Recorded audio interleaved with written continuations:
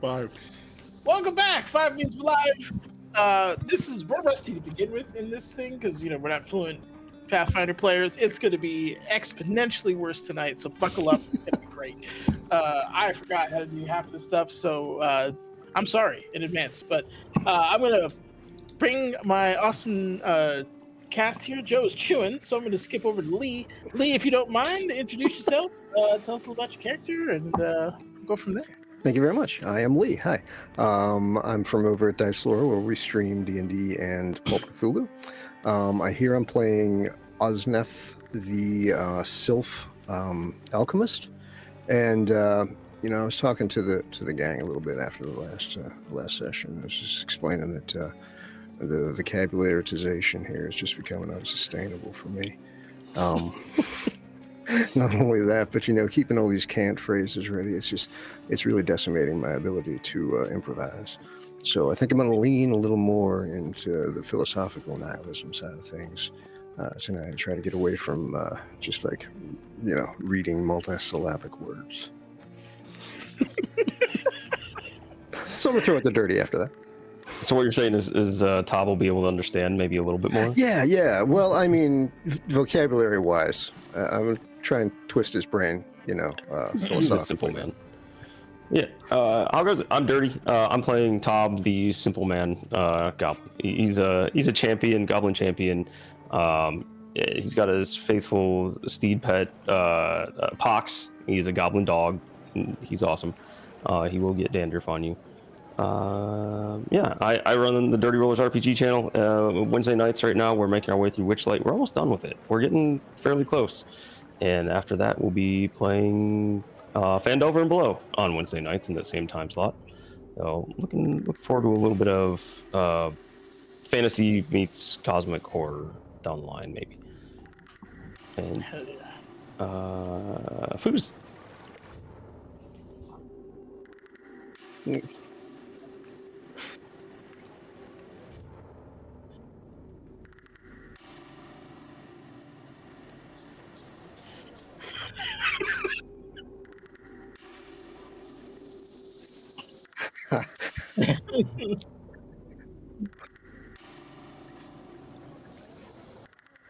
Apparently, we can't hear you, or at least Kits can't hear you. I don't know if it's Kits specific. Can't hear you, Foos. Oh, no.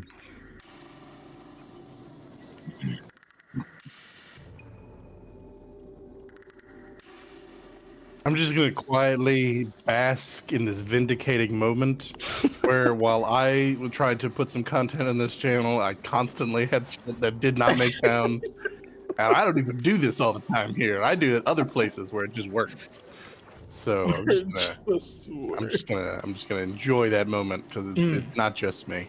But yeah, we back and we're doing stuff, and I'm mostly here. Technically, I have a channel like Cosmic God. Life has made it so I don't stream basically at all at the moment. I was every other week going strong for a hot second, and we'll maybe we'll get back to it. But for now, I'm here doing stuff, and I'll be here tomorrow as we do stuff. And whenever we play Baldur's Gate, now that patch 8 is out, but bye, Foos. We'll do that, and it'll be a good time.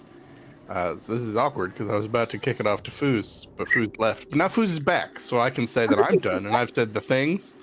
Oh, I should also, I guess, say I'm playing Merrick, and he is the Lord of Edge, and just so much fun to just not think and just be like, yeah, that's most of the character. That. Now Foos is back, and I'll say, Foos, you should talk. Hello.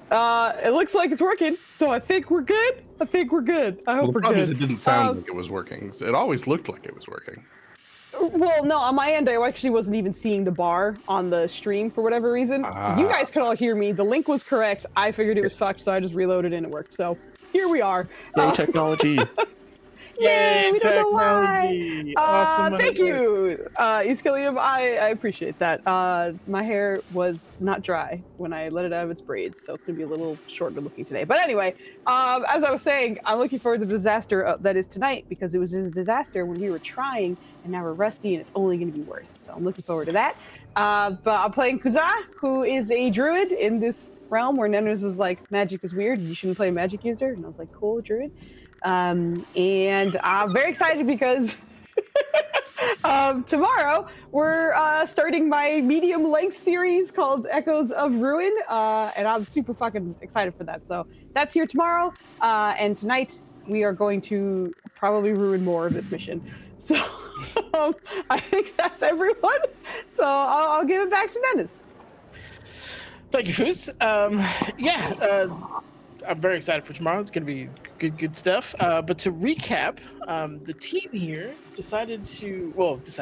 finally got to the heist. And I say finally, not seriously. You guys did it with a pretty good pace. But the heist was definitely on the loud side of the options given. There were fireworks let off in the streets, vandalism, late night busking, at least 2 gunfights in the streets. It's been citizens harassed outside their homes and verbally assaulted while inside their homes. It was something for sure. It was. But the team managed to get a significant amount of data in regards to documents and a couple items one of which, weapons both, so it's not like you don't know what they do, but in regards to their additional functions, that's still kind of unknown. With some heroics and coming back for a potential for an ally who was falling behind, you managed to grab everybody and get them to the southern. You got them to the chopper. So it ended. That's all you need to know. As you guys approached the gnome, driving the cart that was promised to you by Phoebe. I'm a little rusty. He goes by the name of Cassius Blackwood. So he, as you guys are kind of approaching, looks overall. You kind of lingers on Osnith, who's obviously taken the brunt of the beating among you, but. I need you to get in as soon as possible, and we gotta play it cool. Yeah. Yeah. Get up in We there. can do that. Oh, All right. jeez. There's a Try crate. not to bleed all over your nice wagon. That's okay. We're gonna hose it off. It should be fine. But in regards to that, there's a crate labeled liquor back there. If you want to take a look, you might enjoy some of the contents in there. Much obliged. I do insist, however, that you let me do the talking when applicable. This is going to be a low and slow drive out. Well, you know what they say. How many windows do you have to build into your house before you have to step outside just to look in? Do you want me to rub mud in your wounds again? Yeah, I think I'm going to need it. All right, hold on, hold still. That wasn't even what I meant to say, so I'm just going to... Are you saying your wounds are windows quite a into your beat. body? Or so? I'm not sure. I don't, That's a very good way to look at it there. I think that is what I was trying to say. All right. But I would, given the amount of noise you've made tonight, I strongly suggest you all get in the wagon. Get in the wagon. Well, we have a horse and a rat dog. That's I think true. Sean could probably get in. I guess Yeah. hitch my horse to the back. That's a Yep, whole you can hitch horse. your horse to the back or into the. You can. There's a How? spare. I'm a northerner. I've never been on a horse. I don't know the things that go over them. Don't know what that's called, like in a carriage situation. But there's a spare thing. There's an extra horse slot on this. I don't, yeah, yeah. Carriage has room to equip another I don't horse. know. Yeah, I didn't think about. Well, I will. In that I case, we'll put the horse in the horse slot. Yes. Nobody corrected anyone. We were just like, sure. You I know know the it's right called- words for this? I have no Oh idea. my So, god. I thought that was in character. In the equipment screen on the carriage, there was an empty horse slot, and we put it there. Yeah. How big is the inside of this? It's quite spacious actually. So I'd say it's probably like 15 by 30 feet deep. So if there was room, then Pox probably just followed us up into it, Yeah, that should and not he be a is problem. currently shedding everywhere. Skin Skin that flakes. might be a problem. All right, excellent. Yeah, when you go in, because you said we got a good amount of data. You explained what you meant, but my first image was of Tob, no hat, and like a headset, like I'm in. it's just Patched in. you guys are Ready to holding go. off the door while the download bar is dramatically going across the screen. Mhm. I just need a couple more minutes. All right, In so, this carriage with horse slots in it. shut up, please. The horse slot is right by the USB slot. Those of you who get into the carriage will notice that there's obviously benches for people to sit. There are crates, some of them labeled. There's what looks like bedrolls, things that you could use to kind of make yourself comfortable in a corner if you'd like. But it's outside of that pretty bare and Spartan for a cart of this size. So also, well, you guys have seen the last ones. Climbing into it, it's solid. You had seen previously that the carriage that you took in was kind of iron coated, or had iron walls that were then upholstered with wood. It's a similar situation here. This is a very heavy, very well fortified carriage. Certainly could withstand a shootout if need be. But yeah, that's where you're at. In terms of getting in there, was there anything you guys wanted to do before he started setting off? No. Over the course of 10 minutes, I'm going to be applying dirt to Osnith's face, I guess, because he got Yeah, punched. absolutely. Yeah. Am I the only one that got hit at all? No, I Everyone, did take damage. Did you? yeah, I think I everyone got kind of fireballs, remember? Or lasered? because I missed Tob like 3 times. Yeah. My max was HP untouched. is lower. I'm sorry, my HP is lower than maximum, I should say. Yeah. Tom's doing the Peter Griffin, like, ooh, ow, ooh. He has a little scrape on like his top of his hand. He's missing, I think, 7 HP out of all that. Oh, you're okay too. Yeah. Everybody who needs dirt, I can help you out. Let me just take care of him first. He looks like he's real hurt. So if we're going for 10 minutes, let me know when I need to roll, because it does take time for me to apply that. Yeah, no, he said it's going to be low and slow. It's going to be you're kind of, you're a significant way in the city, and as the car begins to kind of pull off, it's at a slightly less than trotting pace. He doesn't seem to want to be drawing any kind of attention, so he's just going slow. The doors do close, obviously, after you guys come in, and you are more or less sealed in here. Unlike the other ones, the windows here, you would have to kind of like, it's one of those was like a latch where you have to like push it out and then have like a brace for it. Yet another word, I don't know. But yeah, I'm sure there's a word for that. No clue what that is. It's similar to a hood for a car, where you have the little thing out there so the hood doesn't fall on you. It's kind of like that with windows. You're showing our ignorance today. Absolutely. I probably should have looked that up. Too late now, though. Anywho, but there are 3 windows on each side, if you wanted to engage those. But otherwise, the cart kind of starts on a slow lumbering pace out. You are doing medicine checks, I think. Or treat yes. wounds. What do you?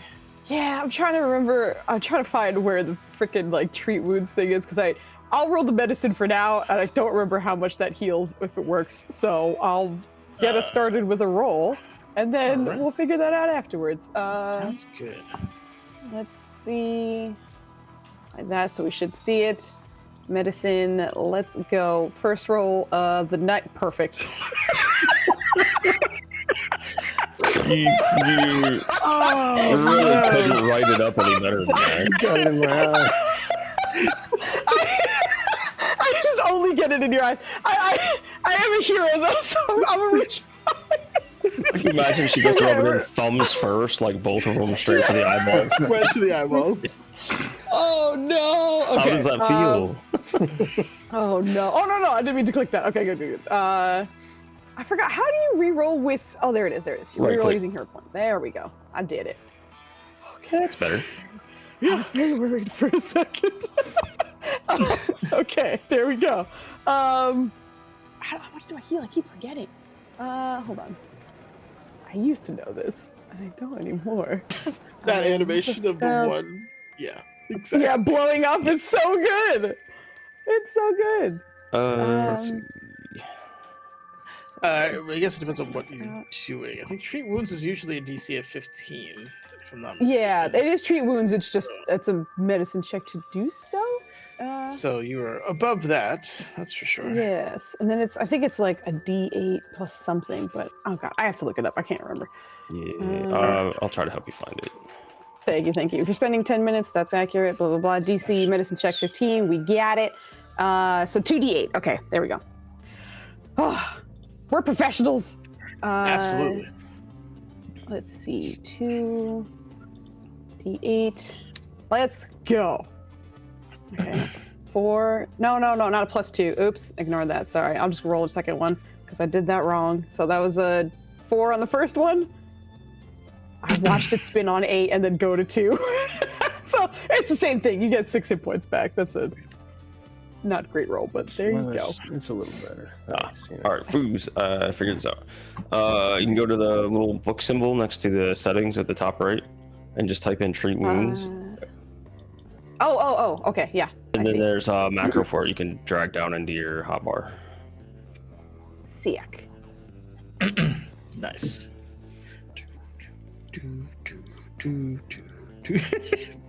This music's hilarious. Okay. Wait. Hold on. Sorry. So mud is being rubbed into the face of Yes, poor Austin. and you're really not getting a lot of hit points back, but you are getting something. No. Okay. Okay. Where the heck? I dragged it out. I don't know where it went. Hold on. Sorry. Go there. Ordinarily I'd say the dust of all who came before mixed in with the soil, this good earth, and your healing magic was, incorporating the energies of all who came before into me. But it feels like maybe this soil's a little more composed of that dog's dandruff. Oh yeah. Is she picked the driest soil she could find? This looks like being scrubbed with one of them hard pads. He needs some exfoliating. His skin is a little, it's a little dry, so we gotta get rid of that first layer. But sorry, it's not as good as what I usually work on. No, sorry, I wasn't insulting you. Here's mud I in can your try eye other again. ways of healing you, but usually something happens. You know what I mean? Yeah, no, it's all good. It's all right. I'd rather have the mud on me than the grease. You could get mudded and greased. It was only for a minute. Not that long. It was a very traumatic minute.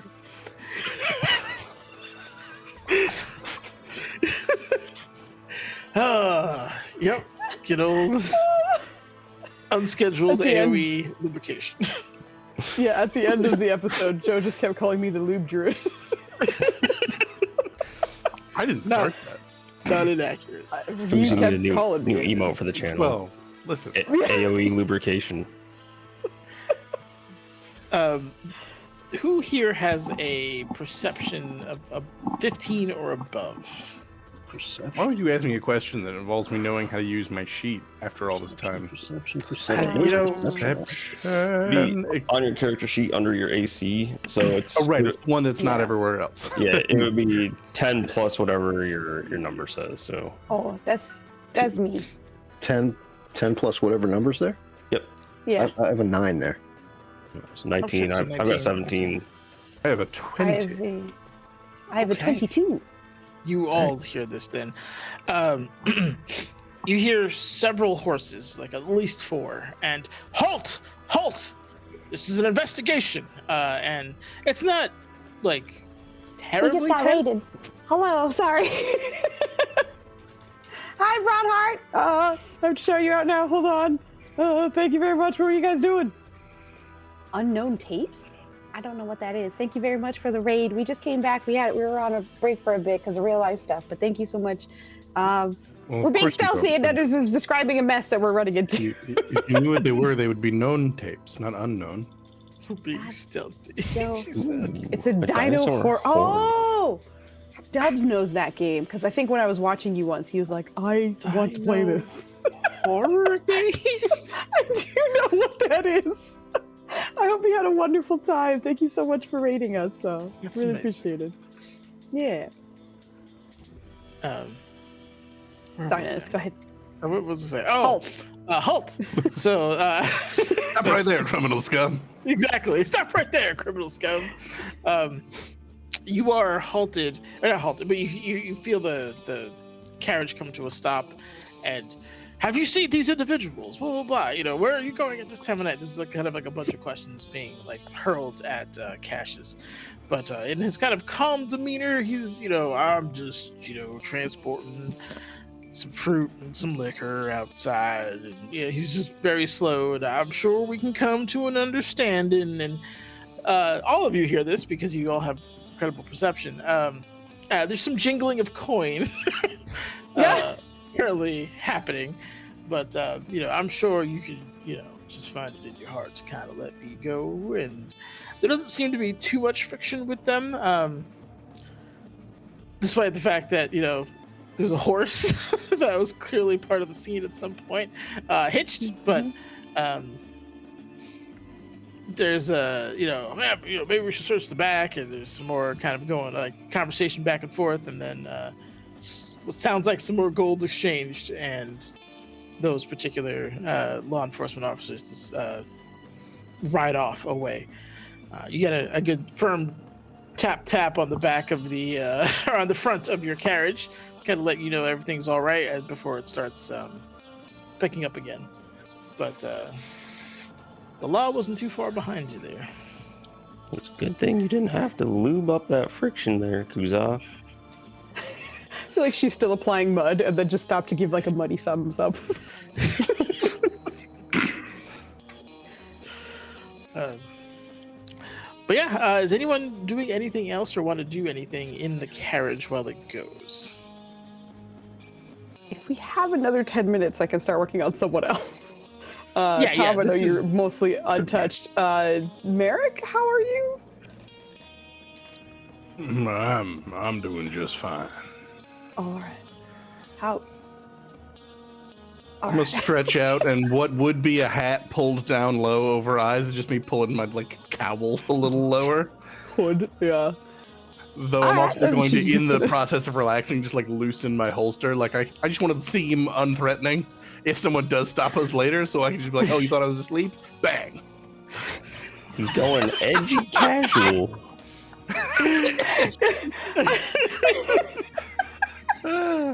I feel like you're feign deathing as a dead creature, so it's like I'm just gonna be real still here. Okay, she'll just start rubbing mud in her own wounds, I guess.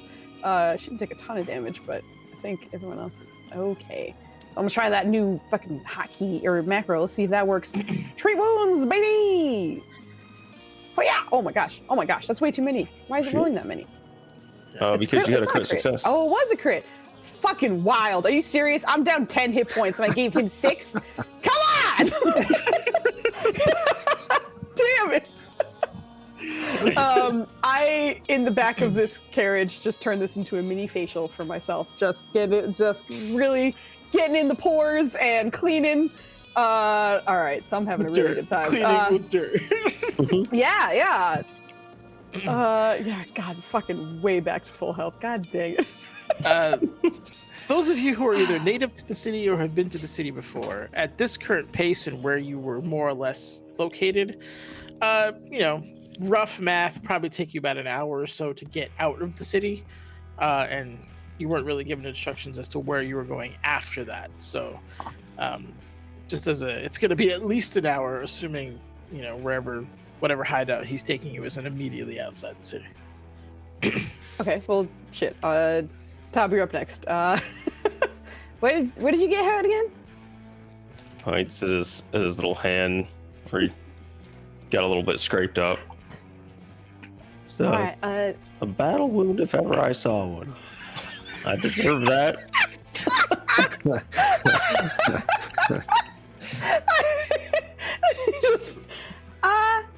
I don't think my mud likes you very much, and I haven't been doing very well. I think I got some mud in Osnet's eyes, but he's real nice about it.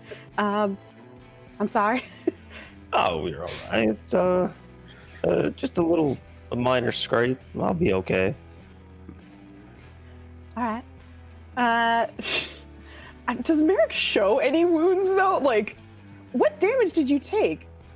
Like, I can't even remember what it was. I got shot. What else would it be? I can't. Yeah, I imagine. There's you got probably some marks on clothing, but I'm not leaking blood or anything. Well, that's what I mean. You did have a crash on your hole. horse too, but yeah, you were shot at by the android about that, a couple times. Yeah. So grease and horse hooves don't mix well. Rough and tumbled up, but mostly it would have been some stuff he had to rearrange, but he's mostly the right form factor. Right form factor. Didn't realize Mud could have a preference. Everything has a preference. I don't know about that. Speaking of, you didn't really tell me what your favorite foods are. I was asking you while we were on the horse. Do you remember that? I don't. What's your favorite food? Both in and out of character. Neither of us remember. I don't know. I ain't food is something you do because you got to keep alive. It ain't about having favorites.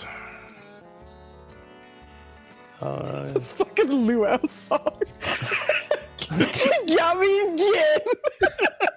I sure could go for some roast pig right about now. Honestly, anything sounds pretty good right now, except nothing. I don't understand how you don't like. He's real lean, I must say. You are a little bit slim, I suppose. Am I supposed to be thick? And now that you say that, Kuzal, he does kind of look like those clothes are just kind of being held up by a hanger.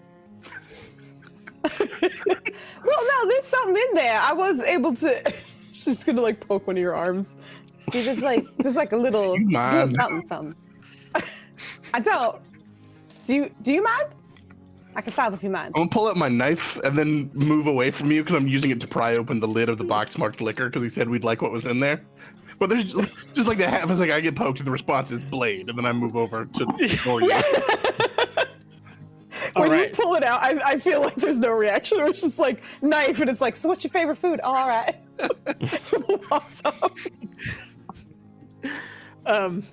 The liquor box has probably like a dozen different bottles, and I would say as someone who at some point has consumed liquor, you can immediately tell that 4 of them are not liquor.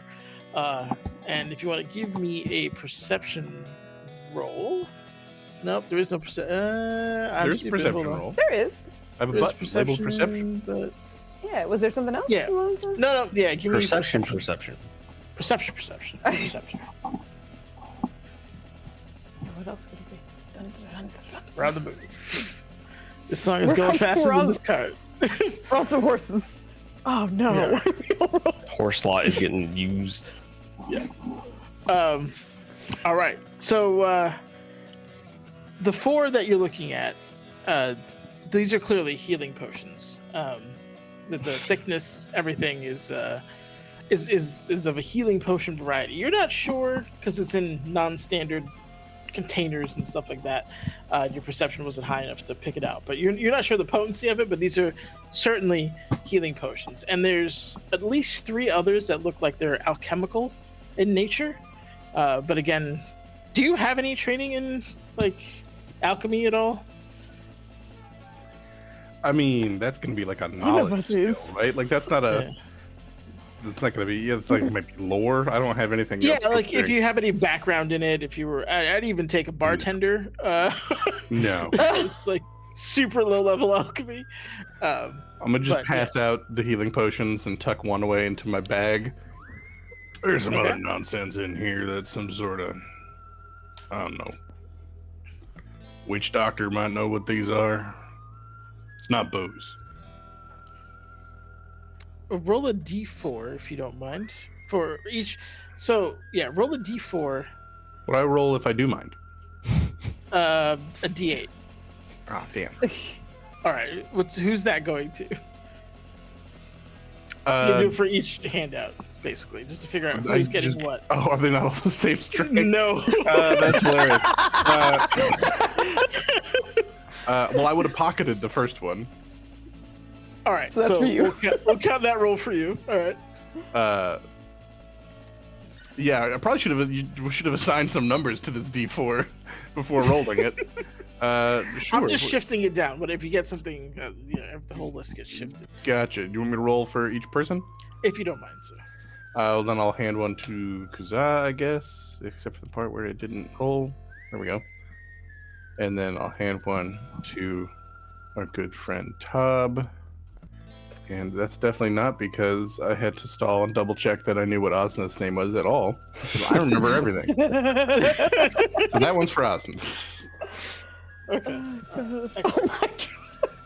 Osnith, if you want to give me a quick crafting or arcana check. All right. I'm a quick craft. Is it a bottle of Taco Bell? It's just Proxima sriracha. Rising was sorry. You got a potion of explosive diarrhea.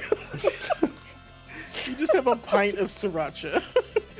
Oh shit! Yeah, Was let's it go. 29 crafting? You immediately Damn. recognize this as a medium healing potion, which in good old Pathfinder is or moderate, excuse me, not medium, is I had it and I lost it. It's here. 3d8 plus 10 Ooh. All right. hit points. You know And what? if anyone else has like an 3D. alchemical background, they can kind of inspect what they've been given, or like an arcana background. But outside of that, How about Osmond's nature? might Can I smell what kind of dirt's been in here? Or no? be- nature? You are in No, the city no, that please, nature abhors. So unfortunately, it's not like a good berry potion or something. I was just fucking around. Please ignore Hold me. Lamash 2, what is this? Religion? Religion. I'm just screwing around. The driver's gonna be like We're going for what? cheese. Oh gosh. But yeah, that's what you got there. And were you handing out the witch brews, as you called them? No, I just said somebody who knows something like a witch doctor might understand what these are, but they're not booze, and I'm going to sit back down. Right. Sounds good. All right. That's that. So you got. If she notices that Osmith is like looking at his and seems to like, okay, she'll just be like, What do you think this is? I'm just gonna with hers essentially lean over.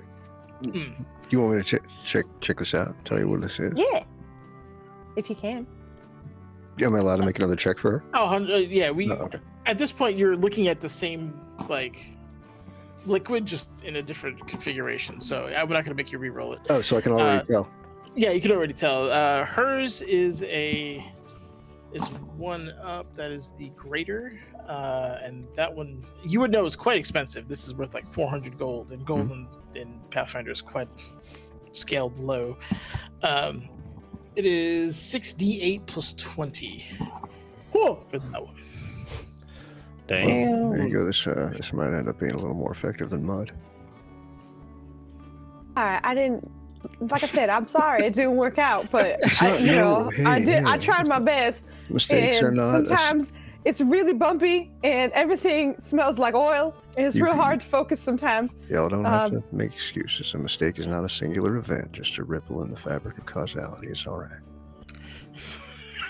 All right, do you want that one? Because I didn't do a No, good job. I'm not even going to take mine right now. I think I'm going to save it for time when it becomes more necessary. I'm doing all right. And what do you make of this one? What do I make of that one? That one's also a moderate one.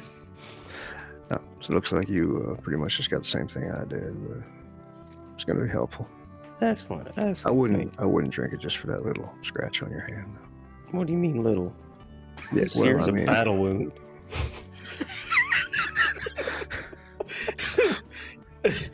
I 3-inch suppose. scratch. Yeah, to scale, that is much larger on you. 1/4 inch deep. Not even eighth. 1/4 wide. Oh, I appreciate it.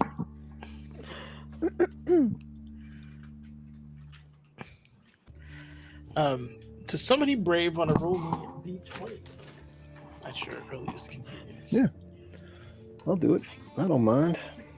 Not sure if you've seen my average, but it's pretty ass right now. It's pretty bad. I'm not gonna make fun of you though, because I haven't rolled yet, which means No, got you've been some beating our stickers. asses.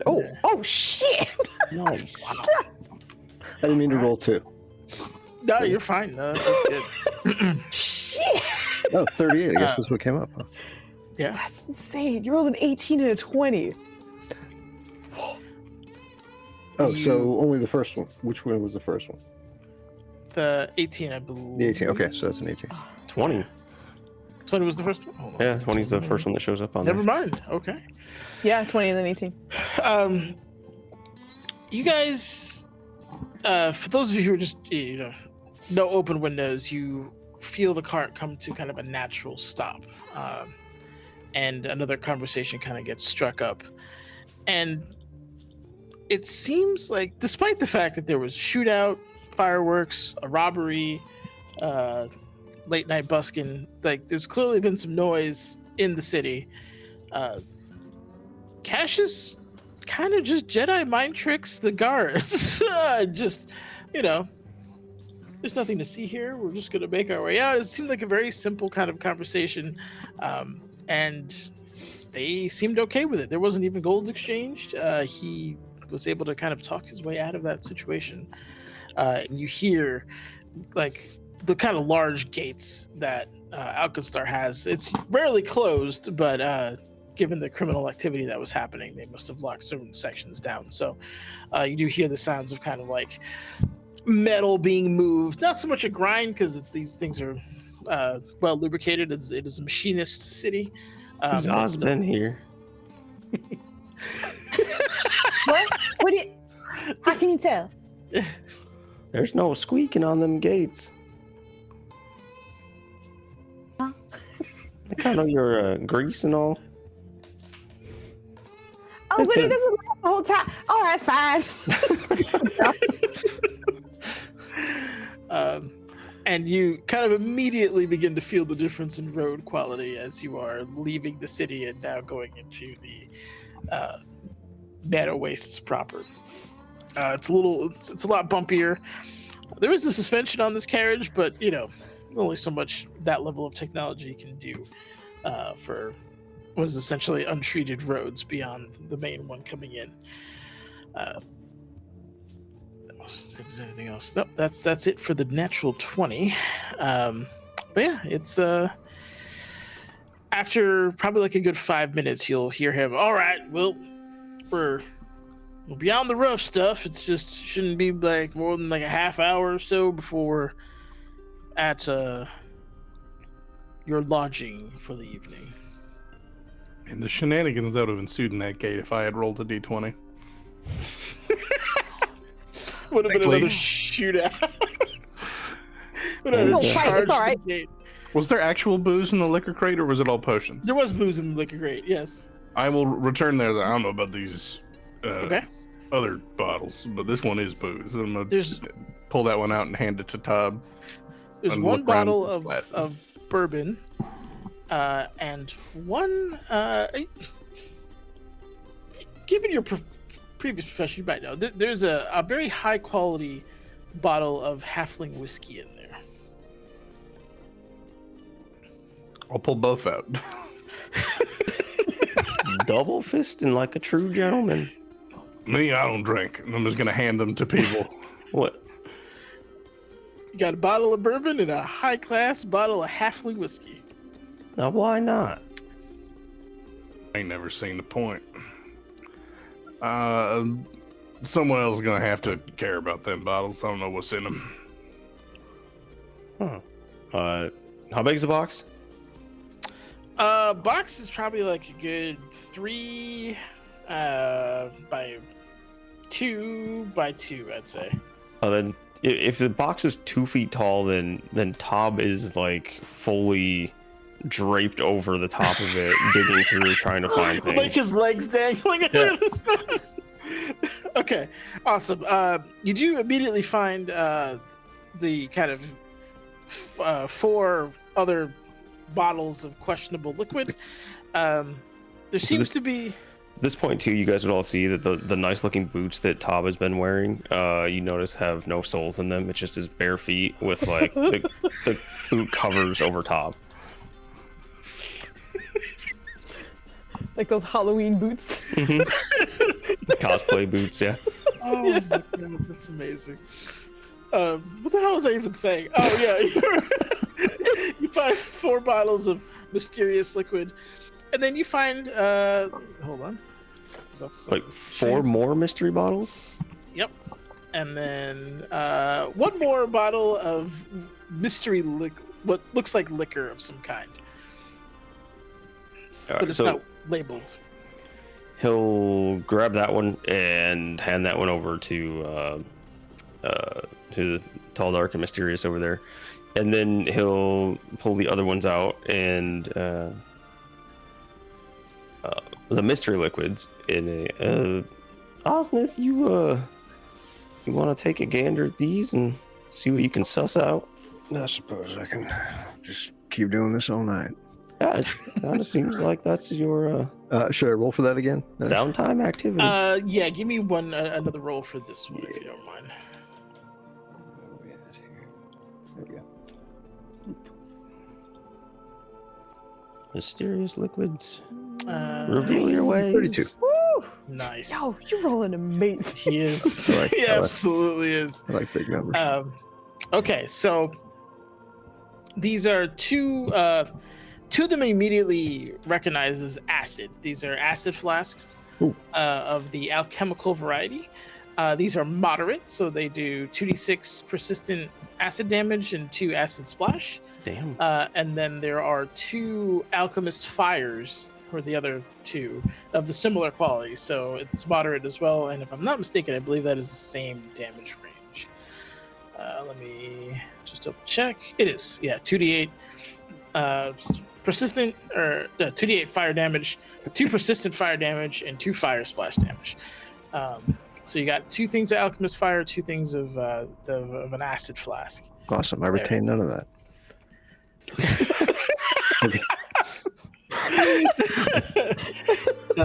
Thanks, Tom. If nobody minds, I think I'm just going to go ahead and pocket these ones myself.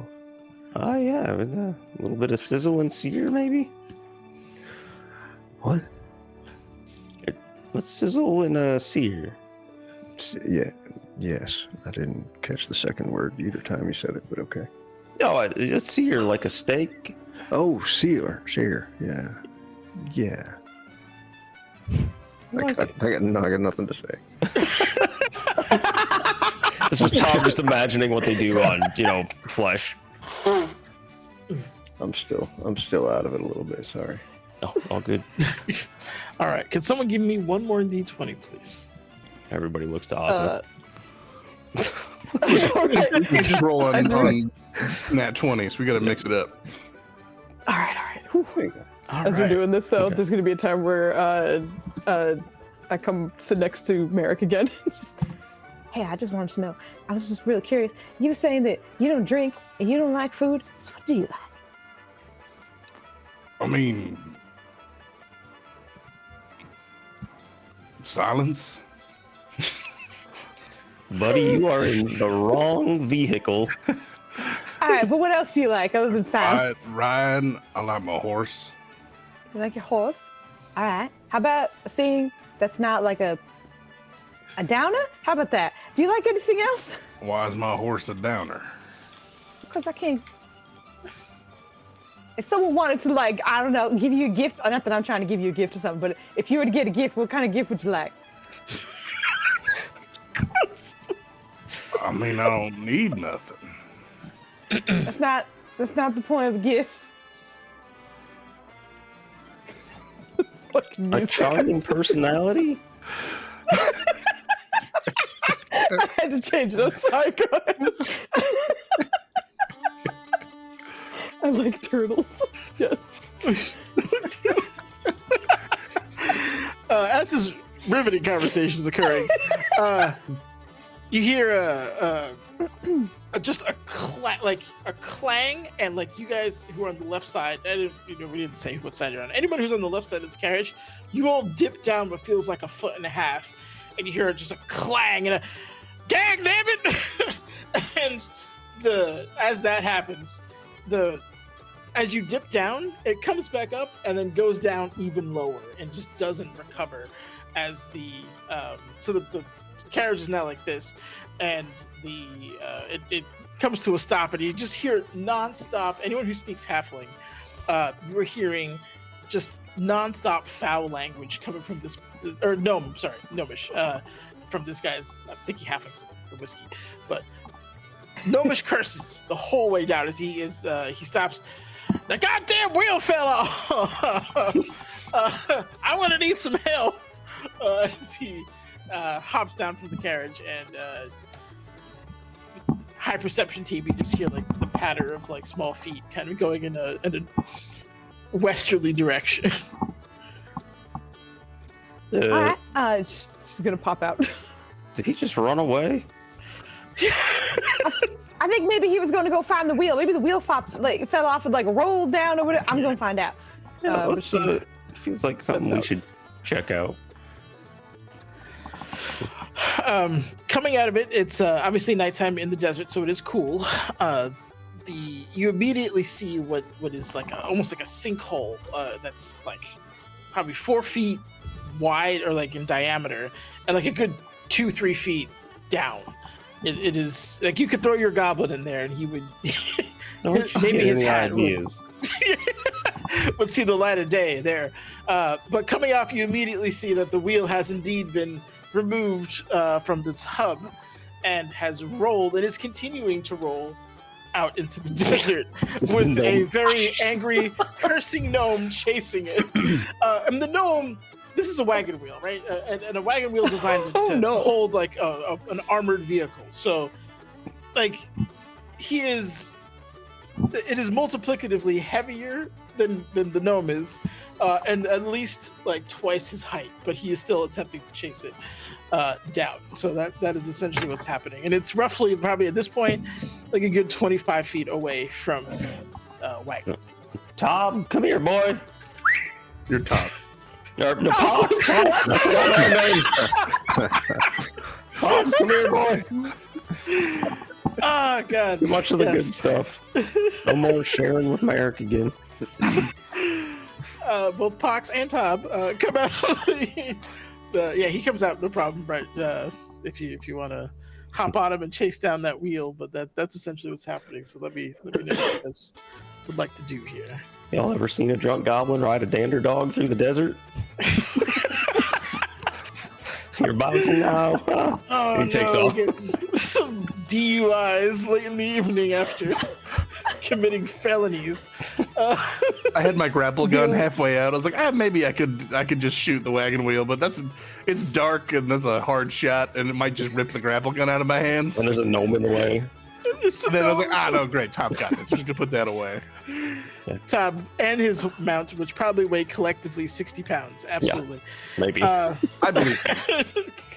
I'm gonna start looking at the wagon like, how are we gonna lift this thing up so we can put a wheel back on it?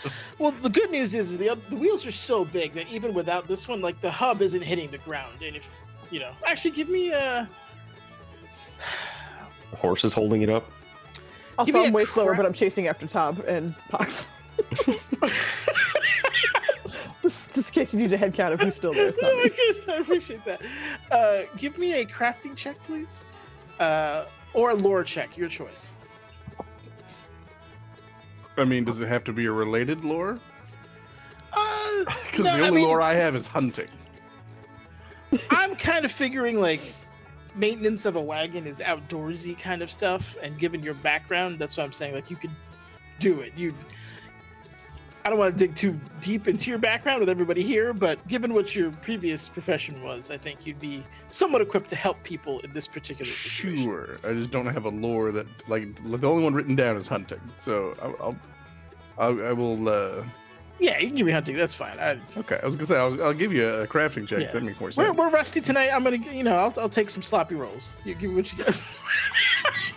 Pure slop. Joe, you are a treasure, and don't let anybody tell you otherwise, my friend. Who would dare tell me otherwise? Yeah, you have no idea how you're gonna lift this fucking thing up. This is gonna suck. I mean, this thing's it's iron coated. It's got to be at least 1,500 pounds. I'm just gonna give a half-hearted could I lift, and just, clearly not. Just it's not even to the point where I'm straining. I'm just gonna put my hands underneath. Nothing will happen, but you can assume my hands tried to go up and step back, kick it.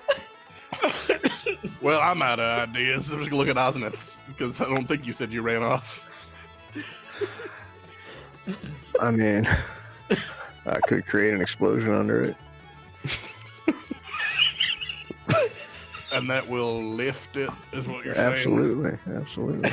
And hold it steady so we can put a wheel back on? Well, we just lift it. Blow it high enough, maybe. I don't know. Certainly. All right, well, let's put that as a back pocket option and see if we can't come up with something else. I do not have a lever and a fulcrum, so I do not have any further ideas. We fixed the wagon, but half the horse is gone.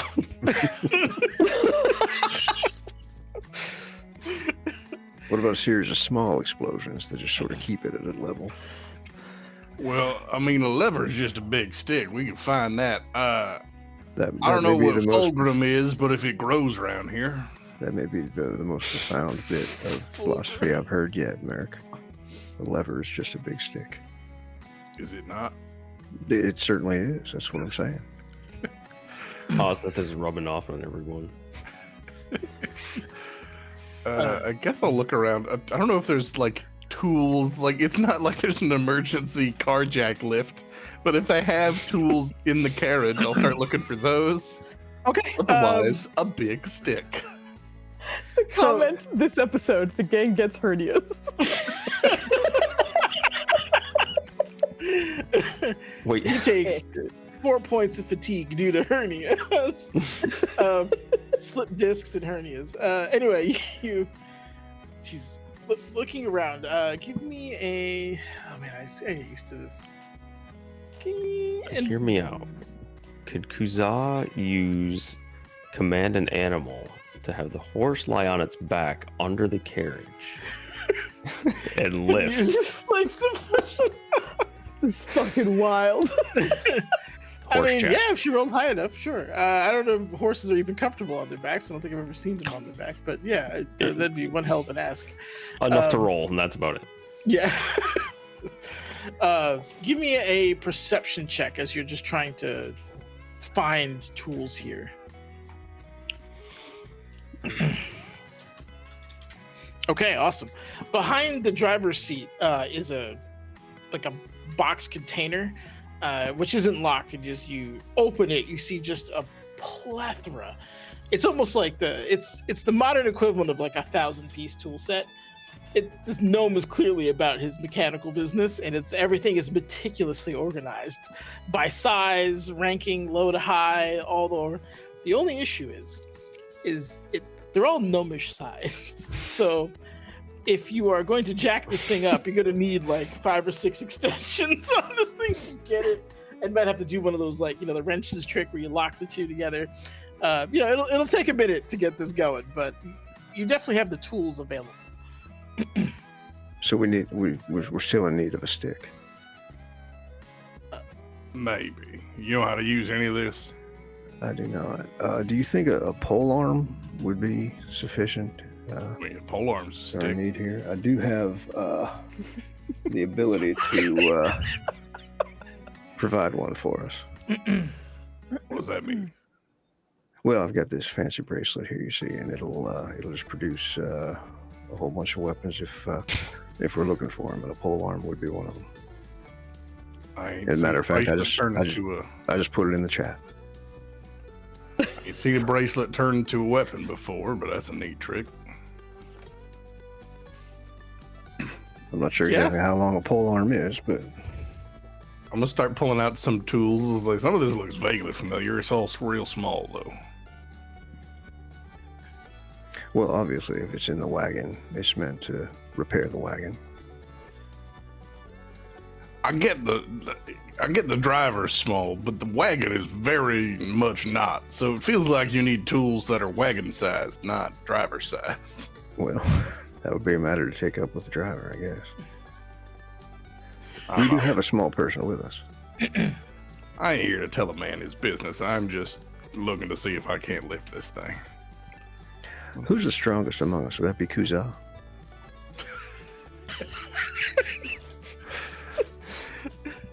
I don't know. My athletics is a +9. Okay. Oh, well, so is mine. All right, let's go.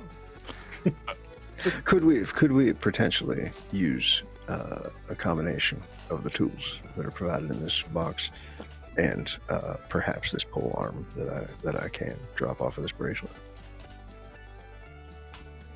I would hope. Would I be able to? No, I guess my crafting mainly has to do with alchemy. Yeah, I'm leaving lore and crafting. Does anybody have a mechanical crafting ability? Yeah, anyone or a background in it, even if you were No, just like, this tea. no, we're good. It's Who's possible, the just strongest not here. among us? I couldn't tell you, but perhaps Foozca. She's a strong woman. I mean, you can roll me the equivalent of an untrained crafting or just like an in check to kind of, because it's not like you can't figure something out. You just wouldn't be like, you need to put it exactly here, and then that tool's for this and this tool's for that. It doesn't take much to be like, oh yeah, you clearly have to jack up this side to get it to work. I figure any of us can probably figure that out. I think it's just how many bad ideas you go through before you get to that. You know what I mean? As someone who's been a young man before, and you just you and your bunch of friends just go through a bunch of stupid ideas. We're like, oh yeah, that's clearly how you're supposed to do it. Yeah, no, we got stupid ideas. Yeah. I mean, I reckon the driver knows how to use his own tools. Maybe we just wait. I'm gonna look off to see what's happening with this wagon wheel. Maybe one of us should trade places and chase the wheel. All right. Handle this. Who wants to roll a d20 for the wagon wheel to see how successful it is in its rolling adventure? Dirty, have you rolled yet? We need a low roll. You want it low, yes. The way I'm doing it is the higher the number, the further it goes. If it's Well, that's- low, then I think Joe and I should. Well, I see a plus. The 13 just got. No, that's 2 minutes ago. Never mind. It's +13. Yeah. That was for I'll go athletics. for it. I'll go for it. Oh dang! Yeah, I was gonna say it might be Tom. I was thinking That that was because jacked. you're swinging. The high roll, I'm gonna be up. male. God dang it!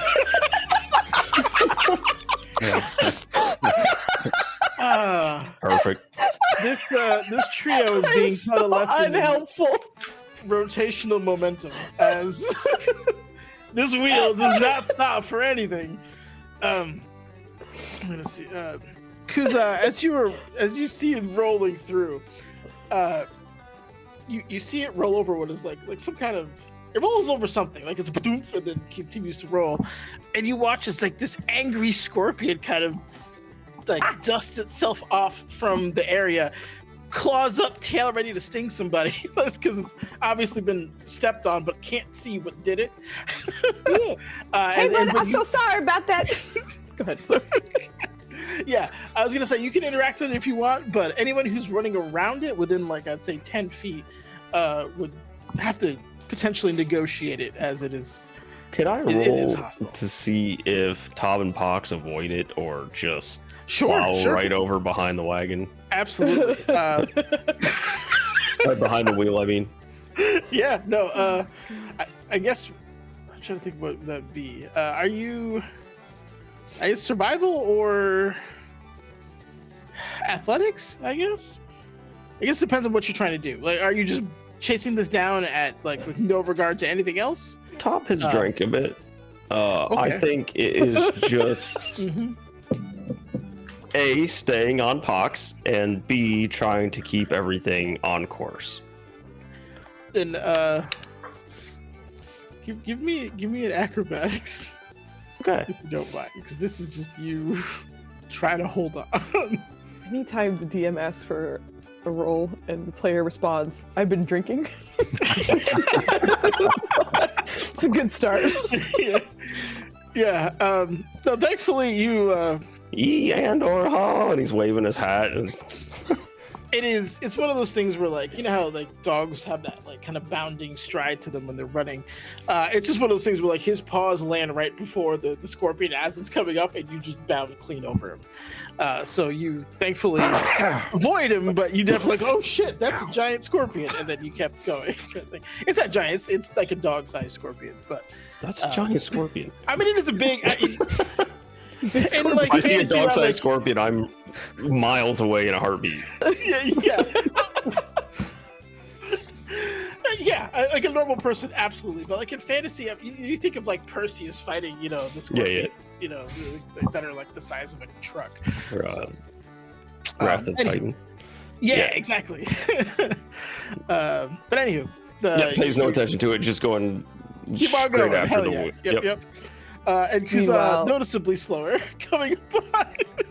I full on like squat down in front of it. Hello, I'm so sorry about that. We didn't mean to do that. I hope you're all right. How's your little head over there? You look a little banged up, but you look all right. I have some dirt, but I don't think you really need it. You look all right. How you doing? Is it a good day? Is the sun treating you right?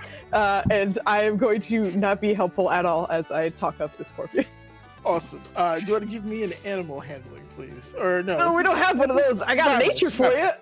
Nature. Give me Survival? nature. I mean, Nature. either. Okay. If it's. Oh, thank you. Okay, thank you. You made it, Foos. Dirty 30. I did it. Your body language and how you know how to speak to animals and kind of soothe them. So it is like moments after you begin to speak, you see that the claws kind of go down and the tail relaxes a little bit. It's fine. It has like a little scuff on its chitin on the back, but it's superficial. Like, it's not. You know, it's honestly generous given a wagon wheel just rolled over it, but it's upset. Like It was top kinda hot. scratch. Yeah. It was enjoying a nap in the evening and was rudely awakened by being run over. So She's gonna spend the rest of her time just chatting with it and trying to calm it down. Not because she needs to, but because she's upset that it's upset. So she's just gonna be like, Let me tell you about my day. It's been a time, but it's been fun. So our wagon wheel just came off. We're supposed to be real stealthy right now, which I guess we're not really doing right now, but it's all right. But if I get to meet you, though, which is really a good time for me, and we get to have this nice conversation, I'm going to wait until Tom comes back. He can fix it. It's all right. I mean, he going to find it, and then we have to fix it, and then we have to, anyway. So she's just, yeah. Off in the Yeah, distance, but the top that's- is veering hard to the left. she's just like yawing. It'll just fall off. Oh my god, that's great. Yes, so you are soothing this with a 30, absolutely no problem. It's especially over time, not an issue at all. All right, so I'll say like another couple minutes pass, and it eventually is getting to a point where it's doing like it's beginning to lean and it's gonna fall over. Cassius is absolutely sucking wind, and you would have definitely passed him after the scorpion situation because he's not built for distance. he doesn't live that lifestyle. So he's that goddamn thing. Why is it still rolling? He's just, I don't understand. I've never seen a wagon wheel go this far before. This is why you don't see gnomes in marathons. Wagon wheel hits the ground, does a little, coin thing where it rattles back and forth. But you now have a wagon wheel well settled into some nice desert sand. Now that it is on the ground and no longer inert. I'm gonna look around for a second and realize that the gnome's still a little ways back, and he's got Pox and a wagon wheel. And what do we do now, Pox? You can walk over and try to lift up the wagon wheel. See how heavy it is. It is heavy. It is a combination of steel and wood, and was built to hold up that particular wagon, or cart, which is very heavy. So it's probably like a good 500-600 pounds if you were to think about it.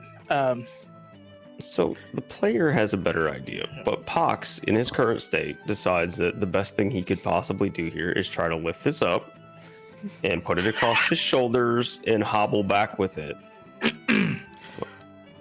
Hernia it is. Okay, give me an athletics. To drag it, not to press it and carry the whole thing, but to put just the top part on his shoulders and then just drag it back. Understood. Drag the wheel back. Got it. Yeah. Well, there's no other way to transport wheels. Right. This is clearly the best idea. Give me an athletics check, please. The DC is going to be 25. I don't know if it's odd that the music is now Drunken Sailor because we're not on a boat or sea shanty. Do we all get a hero point at the start of this? Yes, you do. All right, then I'm gonna roll. Let's go. You got this. Yeah, hell yeah. Only doubled the number. Yep. Anybody watching this would just be, you hear the gnome God damn! I've never seen, what are you, son? He stops and just does a press and keeps going. I could do this all night. I feel great. I don't know what, thank you. Sweat just pouring down him. Yeah, it's like he's just stammering for words and watching this feat of athleticism from someone who logistically shouldn't be able to do this. But you are with that number, you're able to drag it all the way back if you so chose. It will take you a few minutes, obviously, and a couple of adjustments on the way, but you can absolutely do that. Kuza, as you were talking to the scorpion, you can't help but notice that your goblin pal is See, I told you he would be fine, even though the wheel's kind of bigger than him. But a lot of times, a lot of them is very important, and special things come in small packages. And he's real small, but he's very important. Look at him carrying that wheel all by himself. That's pretty incredible, right? When he comes back, please don't bite or sting him or pinch him, please, if you don't mind.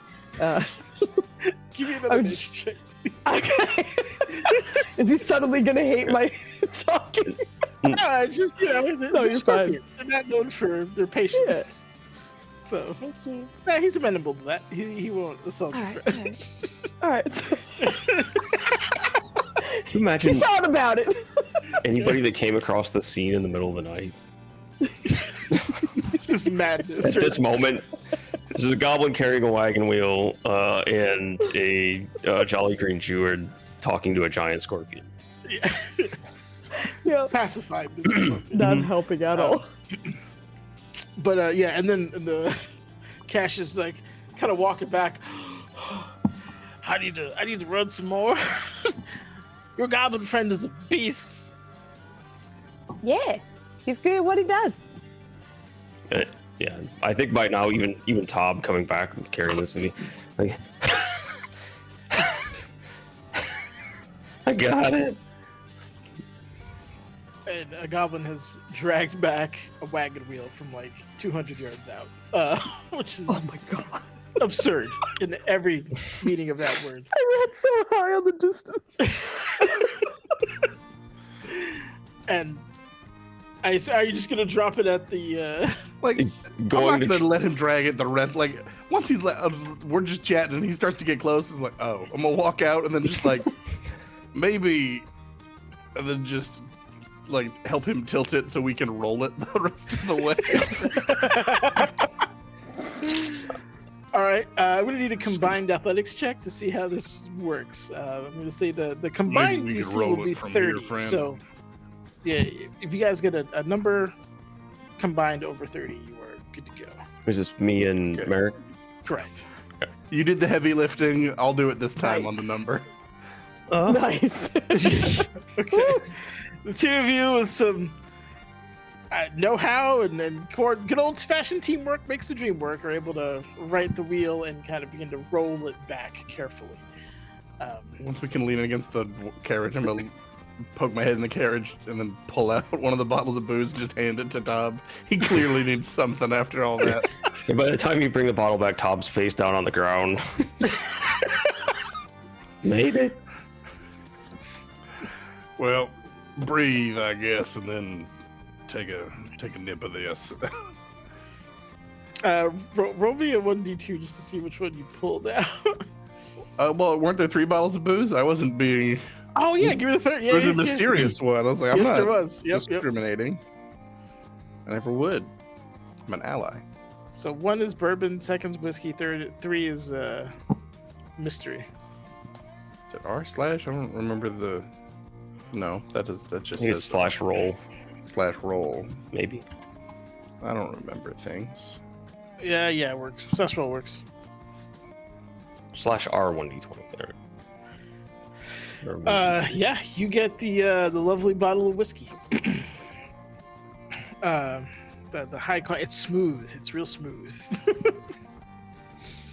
That should hopefully take care of you there. You do have the wheel, and the gnome finally gets back. Oh God, what the hell are sinkholes doing here? All right, I'm gonna need you gentlemen to help me. I'll prop up the wagon. Can I trust you guys to kind of get the hub on right? Just to, you don't have to like seal it. I just need you guys to put it on. You're asking if we can be trusted to slot a peg into a hole? That is a big ask, friend. Wait, now, how are you, just wondered, how are you planning on raising this up? I got my tools. He's got a box of them that are real small. We didn't want to mess with it. Huh. Well, I can't wait to see this. All My right, point so being, yeah, I think we can handle slotting a peg into a hole. I appreciate that. He comes back and he has like what looks like a handful of almost like wrenches or spanners, and there's like kind of rings and other plates that go with them, and you watch as he kind of quickly assembles them into what is essentially a scissor jack and ends up beginning to crank them together to kind of begin to lift up the wheel. It's in a couple of minutes. Oh God, I am out of shape. It is rolling it up, and sure enough, the scissor jack begins to kind of push that wheel hub up in the air to the point where you can begin to align it. So if you guys want to give me athletics checks to whoever's going to be working this wheel. I mean, it's big enough. I'll grab a spoke, and presumably someone can grab the opposite spoke. Okay. But we're just I'll lifting lift it. from the bottom. That's true. We can fit it there. I'll be on the other side then. So All right. come help out. The DC for this will be 35 combined. Okay. So give me what you got. No. Oh, no. Up to a great Please start. don't leave this up to. Hey, all right. I was like, All hold on. right. All right. We're good. We're good. I just want to see how helpful I am. Hold on. Should see how. All right. Yeah, you guys got it. Yeah. Yeah, you're able to what's it called? Pull it up, get the thing sealed. I was like, oh, Team lift. I'm very, very grateful. I'm gonna have to be a little more careful. I told him we should get some lights on this thing, but it's supposed to be clandestine anyway. Gets out like one of those like cap things, begins to hammer it in so that the wheel can't come back out. Sorry about that. I'm normally better than that. It's just thing came out of nowhere. It just looked like solid ground, then it wasn't. Strange. I'm gonna examine the sinkhole. I'm not a sinkhole expert, but does it look natural? It is not. As you go to the sinkhole, you notice that there's there's splintered wood that is kind of partially sand covered at this point, and there's a burlap sack.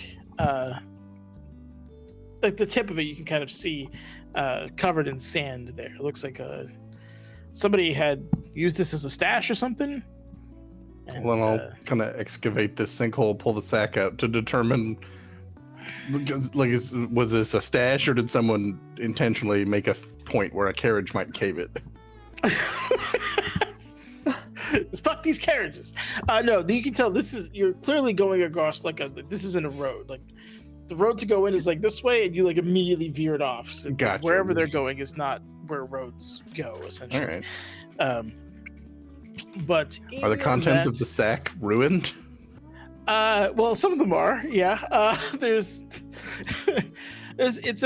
a sack of like machined parts for. So you see the cogs and like gears, like screws, and there's like it looks like a random assortment of fairly shiny parts. Again, you don't have the lore for that, but as far as you can tell, they look well made and shiny. Some of the cogs have been shattered just because of the impact of a wagon wheel hitting it, but I'd say probably a good 70% of it is still usable. Is any of it comparable to the strange metal that I found way back in the first episode? Great question. If you want to give me a crafting check, the DC will be low because you've already dealt with this. We'll say 15. For you to recognize. Some broken bits. Is this just an assortment of parts, or was this a contraption that is now an assortment of parts? It was an assortment of parts. And with a 29, absolutely. The ones that did not break are indeed of the sky metal that you, or at least alloys with the sky metal that you have pulled out of yourself and have seen before. This stuff just keeps popping up. Technically, it was sunken down. Quite literal. I'm just gonna offer the bag. You seem to know or care about the bits, so I'll just hand them off to you. It's just surprising that it keeps turning up everywhere we go. Yeah, and you would immediately tell these are like finely machined. They go for a decent amount of gold. Like this is not immediately useful to you, but if you were to sell it on the open market, especially given the nature of the metal in here, it would probably go for 1,000 plus. I mean, at this point, we've ruined the cache, so who knows if there was maybe any marking that would have indicated it's there is also destroyed. But is there something that looks like it would have indicated, like, hey, there's a thing here, but obviously subtle, so someone looking for it might find it? Yep, give me a survival check, please. That one. Boom. Tough to say. Some of the stones look a little suspicious, maybe, but nothing that you would say like, yeah, that's dead drop here or something like that. So they just marked out a rock. If there's something I can keep an eye out, like obviously that maybe we'll see more of these, but yeah, unfortunately with a 12, you're not putting together those pieces quite.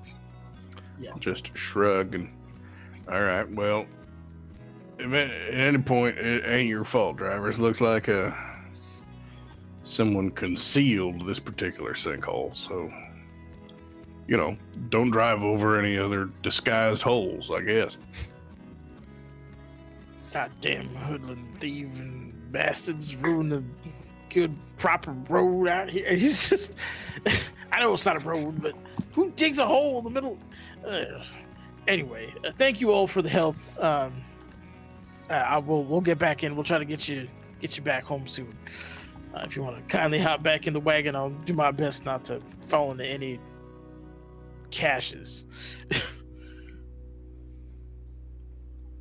Probably the right idea, caches. This man sounds like he'd be upset for running into a tree in the woods.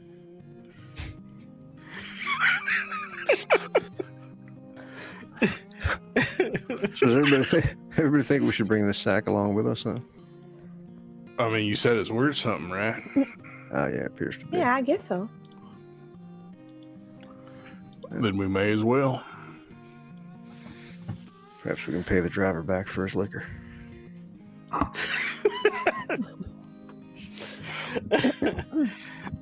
All right. Hopping back in the wagon, he takes it a little bit slower, clearly learning a little bit from his haste.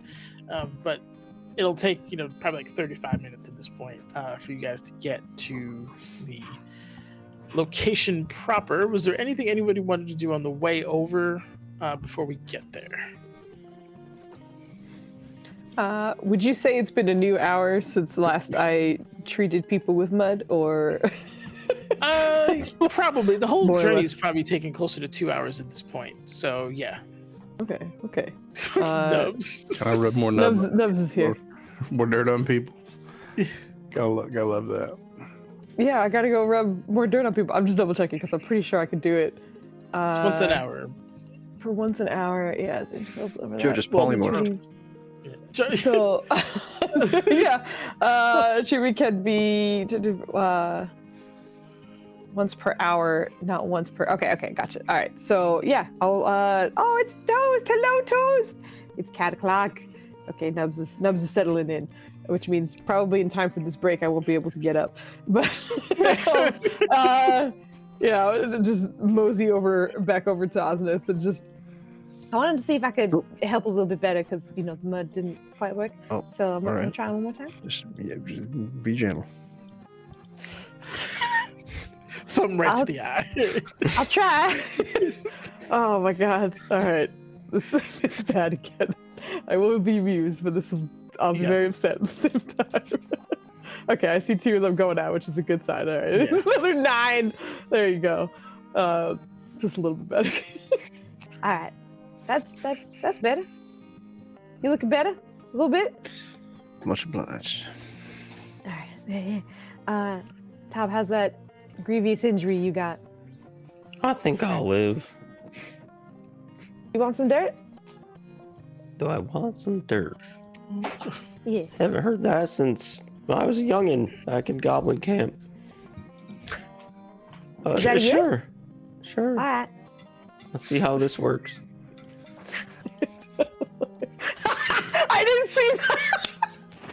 I immediately did not see the 2d8s, and I was like, it's not gonna work again.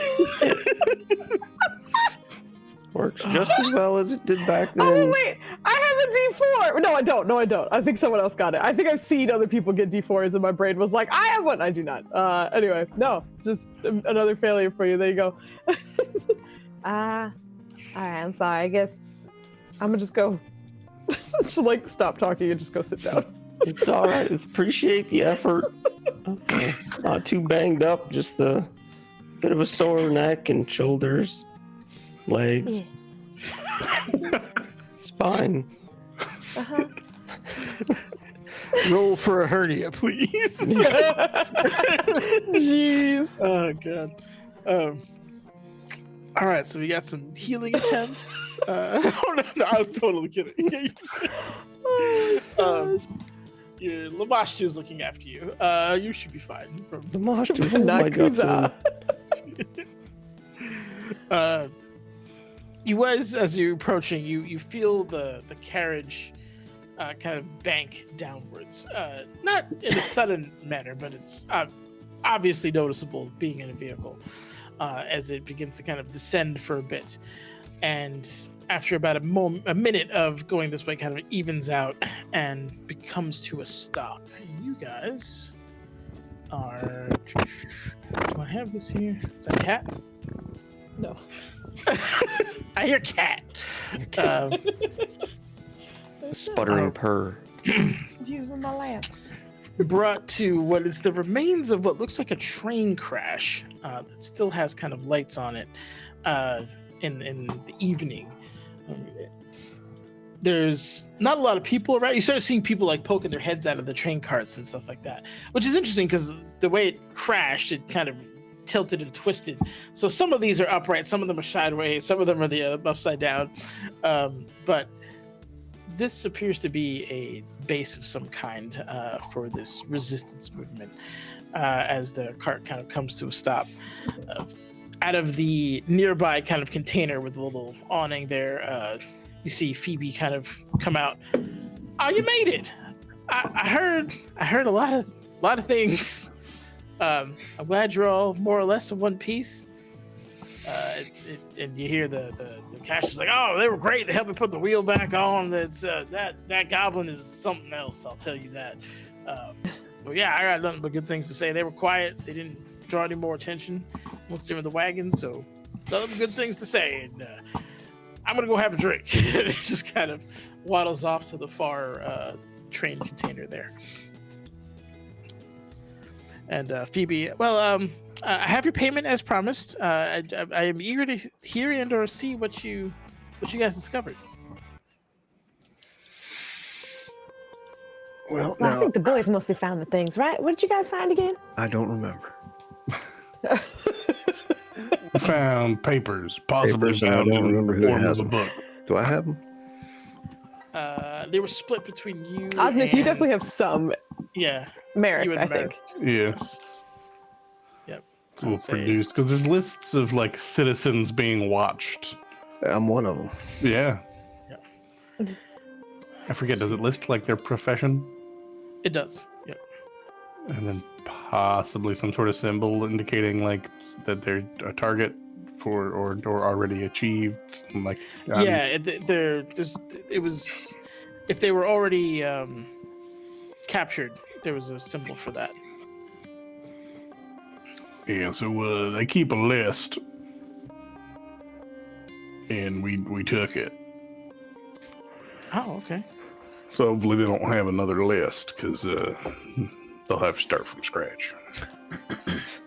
I'm sure that will be a detriment to them. Did you find anything else? Robots. What? Like the guard, like the steel, like the steel, the robots guarding the bank. They were different, right? Yeah, I believe they were way more inert, weren't sophisticated. they? Yeah, kind of like that, but better.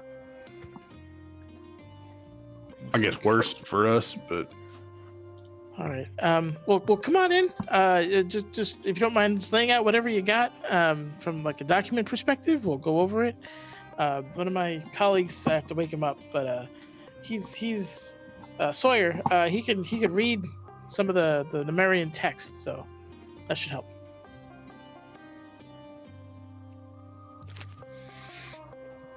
And she'll kind of walk you guys over to the train cart that kind of acts as a, I guess, very clearly been, haphazardly repaired, but it is like kind of like their office or study. There's a giant kind of table in the middle. There's like another kind of cork bulletin board on the wall where they're tracking different things and people. It seems like their kind of intelligence center, if you will. And kind of gestures to the table. Do you guys want anything to drink while we're here? I think just some water would be very nice. Yeah. Should we do water? He drank a little bit already. He apparently doesn't drink, but I'll just have some water too. Water. Points at Merrick. I'm a. You're muted, Dirty. And just pull out a flask and just shake it like our canteen, I guess. So just either way, there's obvious liquid, and then just put it away. All right. One of your finest whiskeys, please. Can do. Do you still have the bottle with you too? Yeah. I will just lift the bottle like within your hand. A refill? See?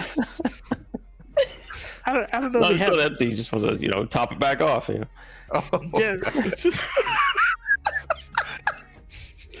mixing whiskeys. Here we go. All right. So. Oh wait, no. I forgot. This is the good halfling stuff. So no. This is the real good stuff. Yeah. Yeah. I don't think we have anything as good as that, but it won't burn all the way down. I'll try it. All right. So she goes Try off. new things. Like Pick some carrying stuff up. wagon wheels. And then here, Sawyer, wake the hell up! I told you we're gonna have people, guests coming tonight. Just kind of a cry. Oh yeah, all right, sure, yep, I'm up. I promise I'm up. And you watch as a half orc, kind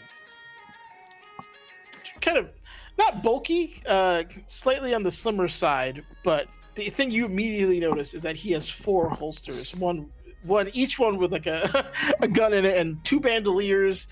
Seems to like his pistols, but kind of walks into the room.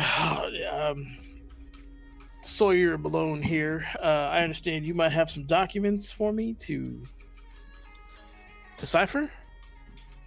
Yeah, I'll lay out whatever we had. I forget if there was anything other than documents and then weapons, I think was the only thing we found. There's guns. I actually fired one of them. Oh, and a knife. Yeah, The didn't knife. Todd take a knife we weren't supposed to take? He did. I wouldn't do no such thing. But he'll kind of go over. I've seen weapons like that before at the Star Mount or Silver Mount. Excuse me. They are terrifying. Quite effective. Just terrifying. But the documents. Just give me a moment. I'll start going over this and. Just on the looks of it, it looks like some kind of shipping manifest, and they're moving a lot more than I thought. And he just kind of begins to pore over the documents as he starts reading them, making notes as he goes along. But that's what he's doing for now. Don't know why my nose is so damn running, but anyway, as he's going through that, Phoebe comes back with the drinks. You got the waters for the 2 people, the whiskey. The whiskey. She slides a bottle over to you, corked. Hopefully that takes care of you for now. And how are we doing, Sawyer? And he's like, oh, this doesn't look good.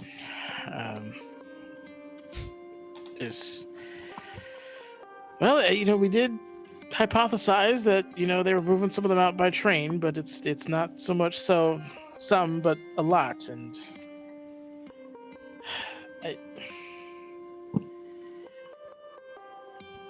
there's mention of helping something ascend.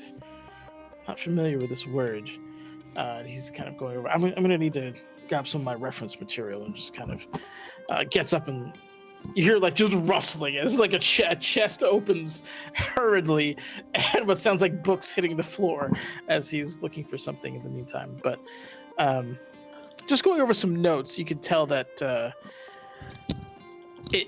it looks like the resistance here thought that they were maybe at the beginning or the first half of their plans, but it seems like they've been doing this for longer than they even realized, and that it might be kind of getting to a point where they're able to move on to whatever their next stage of planning is. And none of them really seem happy about that. But Phoebe's beginning to kind of go over the pages as well. But that's essentially what's happening right now.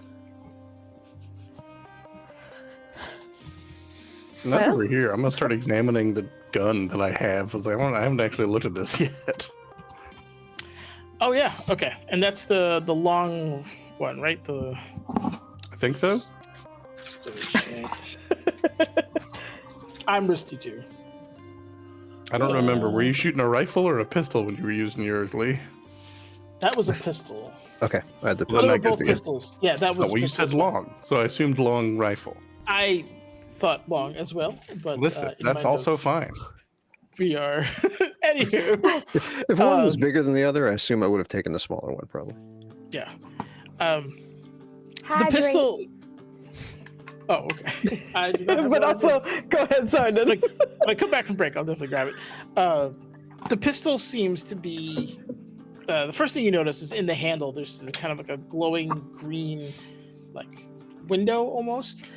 Which, if you look closely enough and kind of tilt it a bit, you can see a crystal in there that's emitting that kind of light. Everything about it, the metal, it looks way lighter than what it is way lighter than what it actually looks. The first thing you notice when you pick it up, it's super light. The alloy, the metal that is used is not kind of the either iron or kind of copper based stuff that they use over in Alkenstar. This is a much more elegant, refined weapon. I don't think you were around to see Osnith fire his. But there doesn't flipping seem his horse at the time. Yeah. He was having horse issues. There is no solid projectiles. Like, as someone who uses a gun, like it's clearly gas powered, right? You have an explosion. That explosion propels the. There's nothing of that here. There's no place to reload or like put solid bullets or anything like that in here, so that's obviously confusing.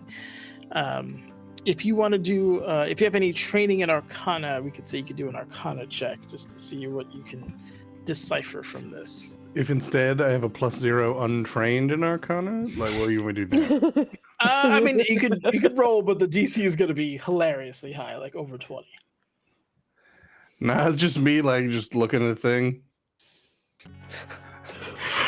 Points it at himself. To be clear, he does know how guns work, right? Yeah, I mean, if Phoebe sees you point it close to your face, there's like a gentle hand that kind of comes over it, like, please, I prefer you unperforated. Thank you. Well, I didn't think I cursed or nothing. I don't know what a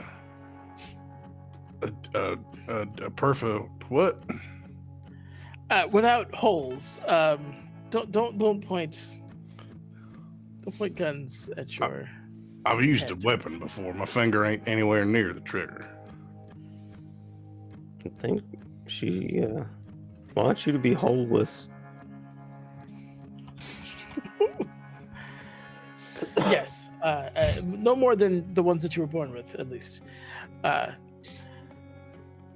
It's just and Sawyer comes back. He's like, I think Unity. Unity is the word. They keep referring to a Unity.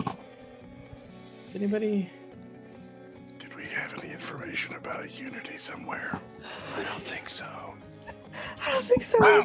With the Technics lead, Miles, I was looking through the I notes. got nothing done though, so this is all you boys. Listen, I had grand plans of I'm gonna rewatch our last week thing. I'm gonna do that when I get home from work, and then I didn't sleep last night. So instead, I went, I'm gonna nap as hard as I can nap, so I'm Yes. any level of functional. Tom was you were like saying? checking his pockets, and then you hear the clatter. He's like, "Oh yeah, I have this. What's this do?" He slams the knife down on whatever solid surface is around. Yeah, on the table, and it kind of clatters there for a minute. And again, kind of made out of some alien metal. It also has a green glow in its pommel, and I've seen one of those things before. It's What is it? Sawyer.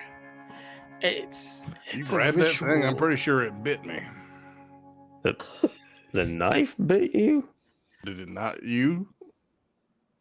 We've seen the techno-barbarians use them in rituals. know. They claim to be closer to their gods when they use those kinds of things. I wouldn't suggest touching it. Well, Did you touch it? no, I snatched it and Well, I touched it and it bit me, so I put it back. And apparently, It bit you. I mean, I don't know if bit like with teeth, but it wasn't pleasant. been in my pocket. I've been fondling it like a good luck charm.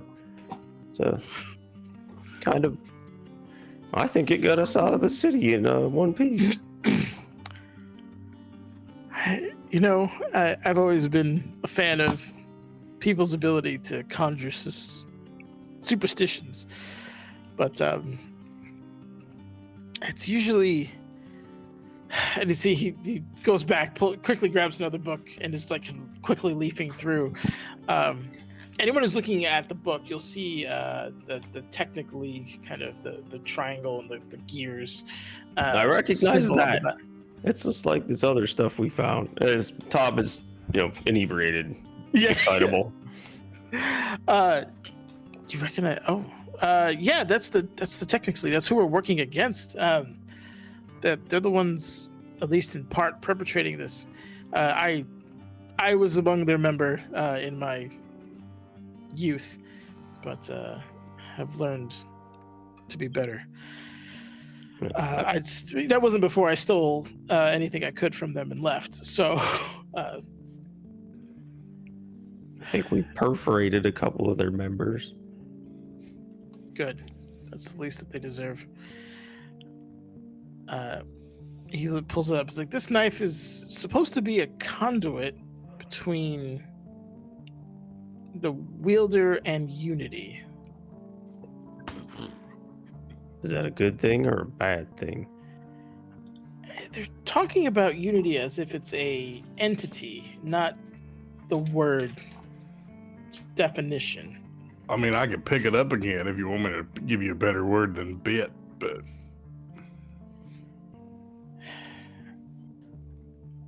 I can try it. She's gonna reach for Push it. it across the table. He's like, nope. There's only one entity for old Tom. Jabs himself in the chest. Is Lamashtu's my entity? no, Unity, he said. Wait. What? What? There's a slight look of horror as the goblin openly declares his love for Lamashtu in polite company, but She got me this far. yeah, it's a strange mistress that you serve, but I'm glad she's helping you. It's just, I'm sorry, Kuza, you said you were gonna try something? She was just gonna reach for the dagger, but if anyone else is okay. reaching for it, she'll let them go for it first. I offered to pick it up. I wasn't trying to pick it up. All right. Yeah. Well, then Kuza's willingness to pick it up, I think, will beat your try, unless there's an athletics or an acrobatics check happening. Give me a will save as the second you touch this, a very cold, calculating presence begins to make contact with your mind. Oh. Now, poor Foos. This whole day. There is immediately you feel as if you're being assessed at a base level. You hear at first it's in a different language and then it filters in. Do you speak Orc? Yes. I don't know. You could have been. How dare you? Yeah. Yeah, of course I do. You could have been born in. You could have been an orphan somewhere, and you in Halfling Town, and that's all you guys do is hang out with halflings all day. But anyway, you hear it shift through languages and finds Orc and begins to kind of, describe weight, height, where you were born, what just kind of almost assessing you as an object, essentially, and what you're capable of. Seems kind of disappointed about halfway through, and that's when your willpower begins to kind of shunt it out. But before it does, you hear the words suitable for assimilation before you were able to kind of shunt it out of your mind. It didn't bite me. Something was looking at me though, saying that I was suitable for assimilation or something. Yeah, that makes see. That's the words I didn't have. Yeah, it wasn't. It didn't bit my hand. It was like it bit my brain. Is it your brain?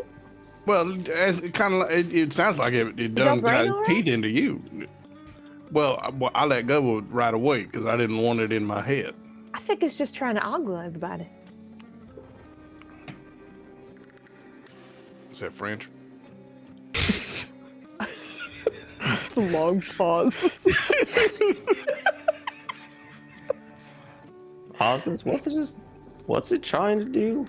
Assimilate to somebody? You're asking Poor me. Osnith is the smartest guy for miles.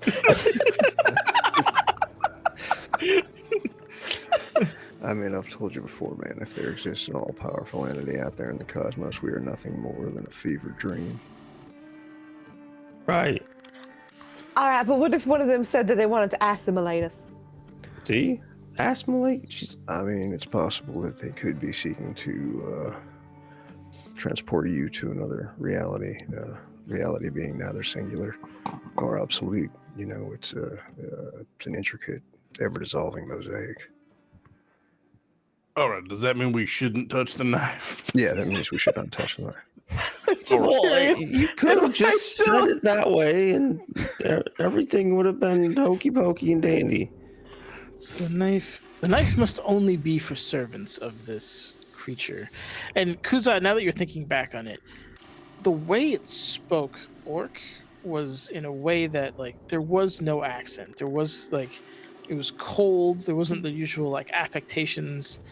It's devoid of any kind of like personality or even kind of disdain. I imagine the orc language as being one that uses bravado and emotions to kind of like maybe if not tonally, just like from a intonation thing, and it was flat the whole way through.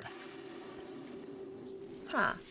It spoke it like a real square though. Like it was talking to me, but it was like real boring. Nothing, no personality or anything. I don't know if that means anything, but maybe this unity is trying to make everyone talk the same. Real boring, like. I mean, not the Crack the most case. heinous of crimes I ever heard of.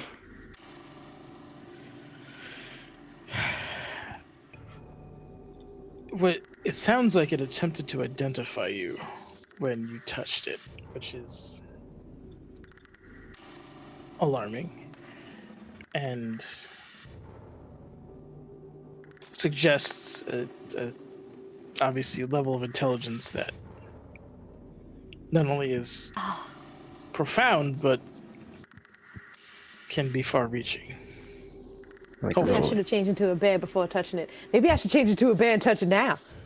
Oh, do it and change into a bear right now. What?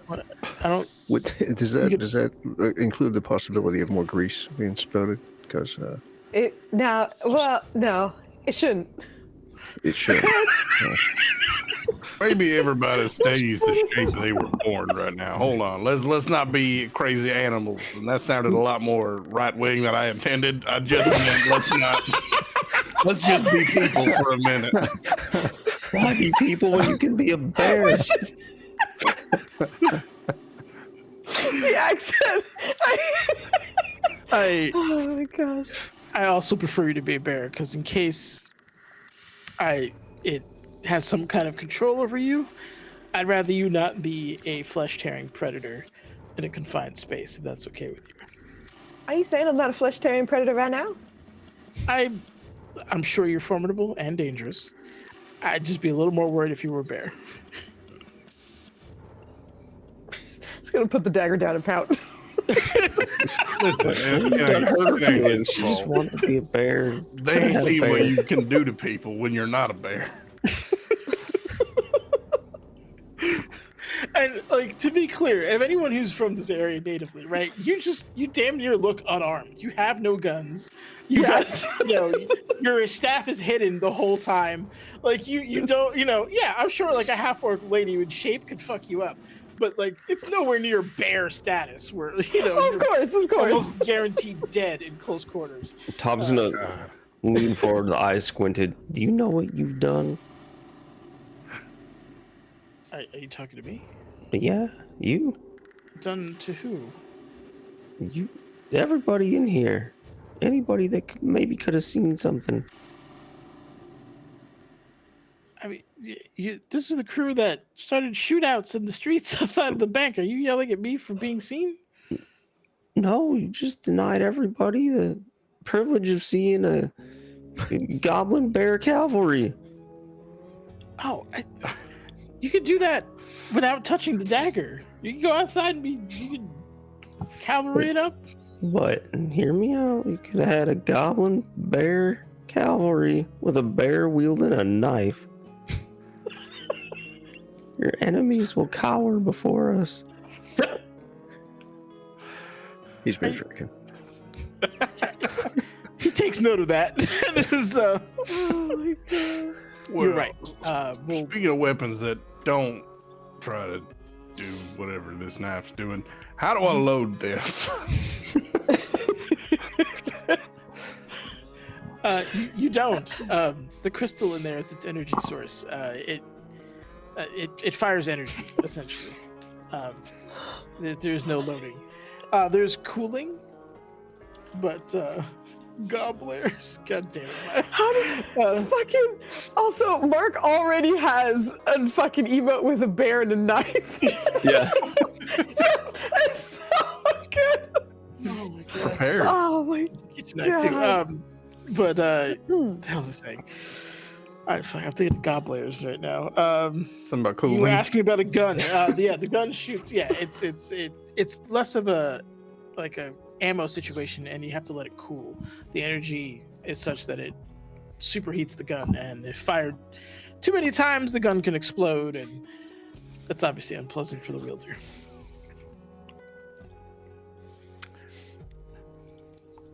Right, but there's nothing in it, so how do I shoot it? Come here for a moment. And he kind of walks you to a window, and by window I mean like hole in the carriage, like kind of like there's like some rocks nearby. Just point at that rock and pull the trigger. All right. Give me an attack roll if you don't mind.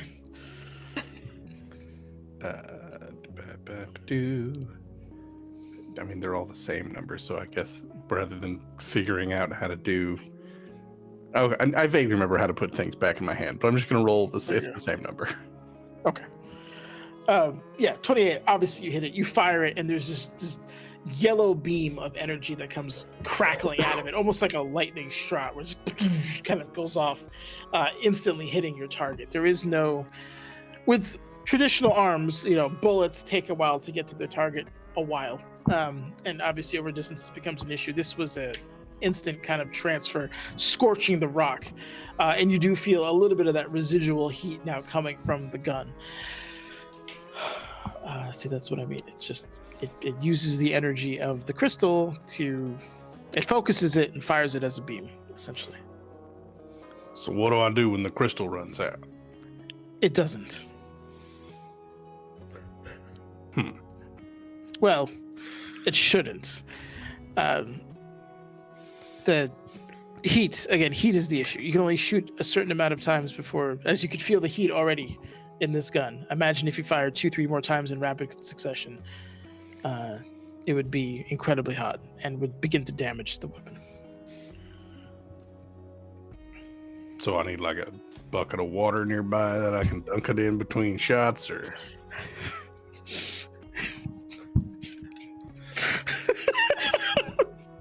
He knows what he's talking about. And it's a crude and probably ineffectual solution, as rapid cooling of certain metals will cause them to crack and introduce metal fatigue. So letting it naturally cool is probably the best way of going about it. But that shot will do typically more damage than a solid projectile will.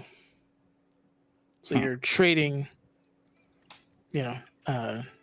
less shots for more damage per shot. And obviously the lack of not having, or no need for ammo. And the burden that becomes. You have some master coolers in the gun. Just heat sinks all over the gun.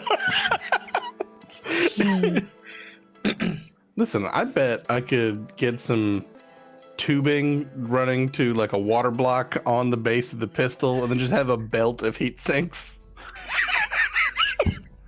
I'd probably still only have a limited number of shots, but it would probably be more by 1 or 2. So, Do you mean to say that he has a lightning gun? Yeah, more or less. They sometimes vary in types of energy that they fire. Robo This one seems to be He's back. It was quick. He's back. okay. They seem to don't tune the. All right, anyway, they seem to vary in terms of the energy in which they fire, but this one seems to be lightning and radiant, or some kind of positive energy, maybe. It's a weird one. If you give me the rest of the night, I should be able to hopefully identify accurately what this is and whatever other weapons you have, but just cross-referencing. I'm probably not going to sleep tonight, but I'll put my pistol down with it as well. I'll do that. oh, Spin the gun around the trigger point thing, and then just catch it by the barrel and hold it out. thank you. You should. You know what? I'm not gonna tell you what to do. Places it down on the table. I've heard you guys have had a night. If you want to just enjoy what lodgings we have and rest up, I'm sure we have plenty of work to do with all the information you've given us. I'm sorry? I did have one question going back to the knife. Sure. You may or may not have covered it already, but given that this blade spoke to Kazaa, essentially, are we aware if the entity is the knife, if the entity is in the knife, or if the knife is some sort of conduit to the entity? Given the robotic nature of it, I don't believe the knife could be the entity. We have uncovered artificial intelligences, or not experience, what's the word I'm looking for? Either discovered or encountered, that's the word. They are typically very big. They usually are room-sized, well-defended, kind of cogitator-style devices or housings, essentially. So to have it be in what is essentially a solid piece of metal would be very strange. Not beyond the bounds, perhaps, maybe. My knowledge is limited, but as far as I understand it, it would be much larger and be running a lot more energy just to use, as opposed to what this is. I believe this is a conduit. I think it communicates with its subjects this way, or attempts to, at least. And yeah, that's when we have it now. All right, well, I appreciate the explanation. That this sounds like one nebulous web of existential freedom. Perhaps. I have much to think about, but I will ruminate on your words. But yeah, we found a conduit in the bank heist. Took Commander Shepard a whole game to find the conduit. And then nobody believed him when he found it. Austin, you gotta ruminate on the reminiscences of the repercussions of the wretched night we had. That's a very fine attempt there, Tom. I'm learning. He's mastering alliteration while drunk. It's admirable, if nothing else. Alliteration or illiteracy, one or the other. Why not both? He holds up both bottles. Phoebe comes back out and it's like, I've set up some rooms for you. Obviously, this isn't a 5-star hotel or anything, but hopefully it's comfortable enough. Your gold is by your beds, as promised. And obviously, we still have work for you if you're interested. We'll get you some more details tomorrow. But I thank you for your efforts and your success, because we are in a much better position now than we were yesterday. So the materials we provided were essentially what you were looking for? It's one of those, you don't know what you don't know. What we were looking for was different, but this in some ways is better. So, yes. We accidentally succeeded on getting the thing that we missed out on something. I think there were other records that we could have used in a more like mundane sense, but you kind of gave us the more advanced stuff. We were trying to get to geometry, and you got us books for calculus, if that makes any sense. Not at all, but I'm sure he understands. Good night. Falls over right there. Didn't even get a chance to make it to his quarters. Oh God! All right, so a couple things. We're gonna take our break, obviously, but this is Pathfinder, so FYI, it's not like D&D where you take the magic nap and bullet wounds and everything are gone. Everything back. Everything goes back. You do get stuff back in terms of cooldowns, so like anything magical, all that stuff, more or less comes back. Before we rest, I'm gonna smear a little bit more dirt into Osnar's face. I was gonna talk to Food. Okay. People with treat wounds or any ability to heal are going to end up probably staggering their rests so that you can treat people while you rest. The whole nonsense. So this, like, you're not on a strict timetable at the moment. I'm not going to be super hard about this, but yeah. So a regular rest would be 8 hours. If you have somebody staggering heals throughout that time, you're probably looking at 12, 16, depending on who's healing what and how much people need to be healed. So just do some napkin math. Again, this isn't like you fight the boss tomorrow and everyone's gonna die if you fuck it up. So yeah, just napkin math, figure out who's healing what for whatever time, and then we'll go from there. But yeah, I think if everyone is okay with resting, we'll take our break and come back, and if we got roll 20 to rest and then become doves. I don't need to. Did they become doves? Doves just came over and delivered some grapes to me, like a sweet boy. So I'll eat some grapes. But yeah, we'll take our break now. So it's 10:41. We'll be back at 10:52. Let's have a little bit extra minute to stretch our legs and grab a drink and stuff. But yeah, we'll be back soon. Thank you guys for hanging out. Chat, you're killing me. Mark, you have the best emotes ever. A good rest did what Kuza's mud could not for Tom. I was gonna say mine was a magic map. Turns out. Yeah. Listen, I tried. I love it. Anyway, but we're gonna go take our break. We'll be back soon. Thank you again. Goodbye. Bye.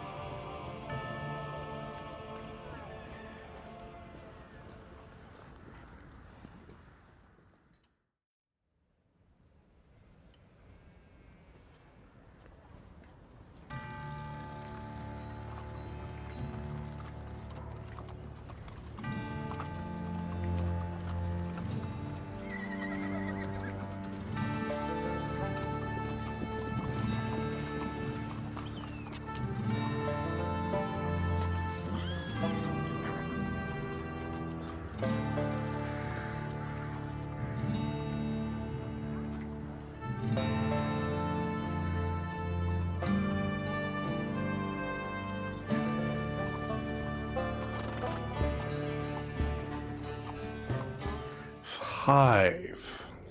5 means we're live. We are back. All right, those of you who are taking a rest, who here touched the knife? I think it was everyone but Osnith, right? Yep. Okay, I will need another wisdom saving throw while you were sleeping, if you don't mind. When you say wisdom, you mean will? I mean, Will. I apologize, Will. Will. Aye, perfect. Just making sure. I sorry. If I could not have a single digit roll for once in my thank goodness. Look at you! All right. Oh man.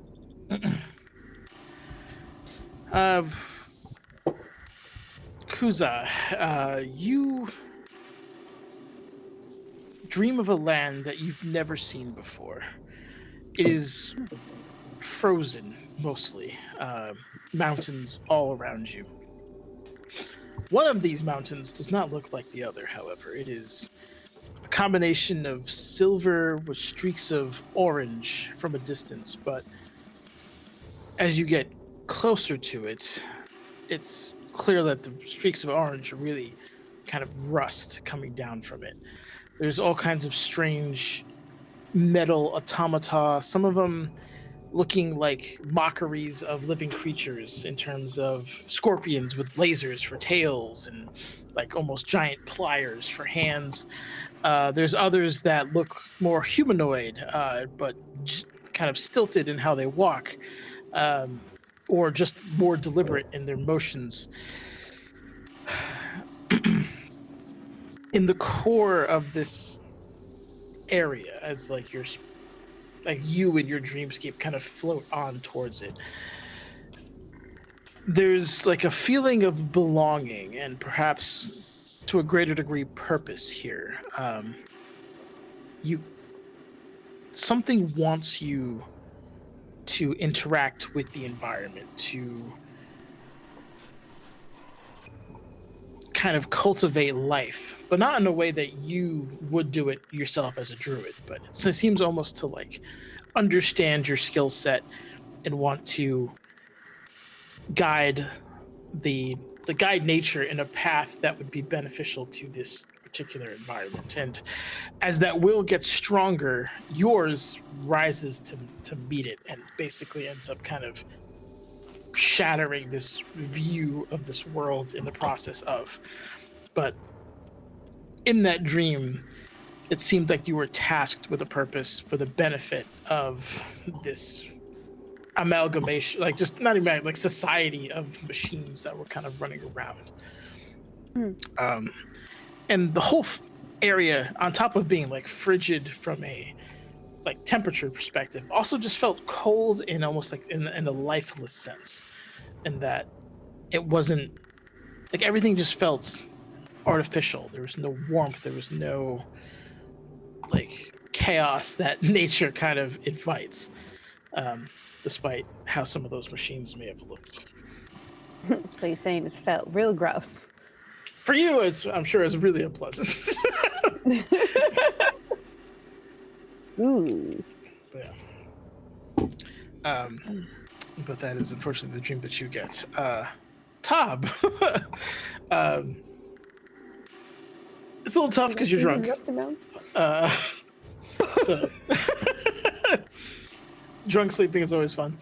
And you have dreams of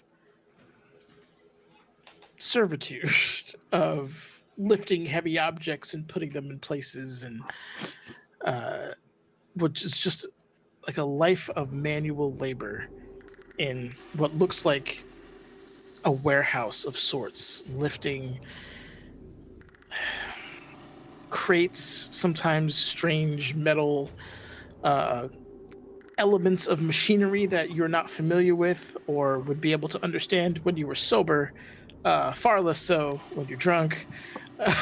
But there is a giant kind of machine that I imagine as a fan of sci-fi, you've seen RoboCop at some point, like the bipedal kind of machines, not too dissimilar to that, overlooking you and other creatures of sufficient physical strength, kind of working. Again, the sense of purpose and drive, and as if this is the only thing that you are born to do, and the only thing that you should do is kind of being hammered into your head.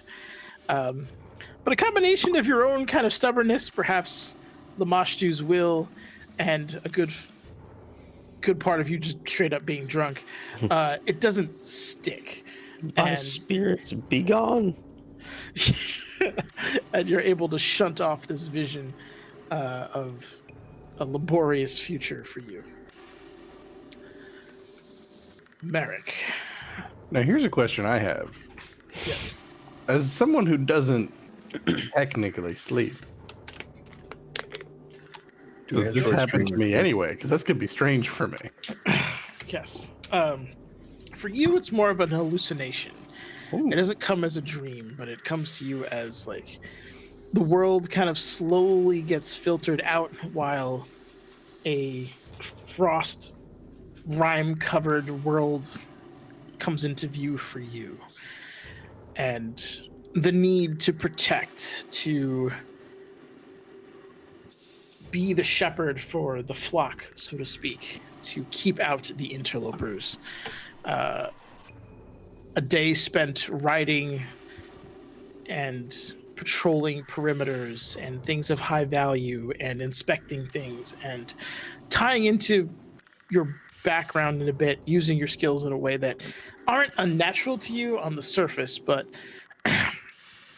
the repetition, the pattern in which you take, like you wouldn't, when you're riding a horse, it's an organic situation, right? You are turning the horse, it goes in a certain way, but this is almost like right angles. Everything about it seems very efficient based in terms of like how you're supposed to move versus how one would move.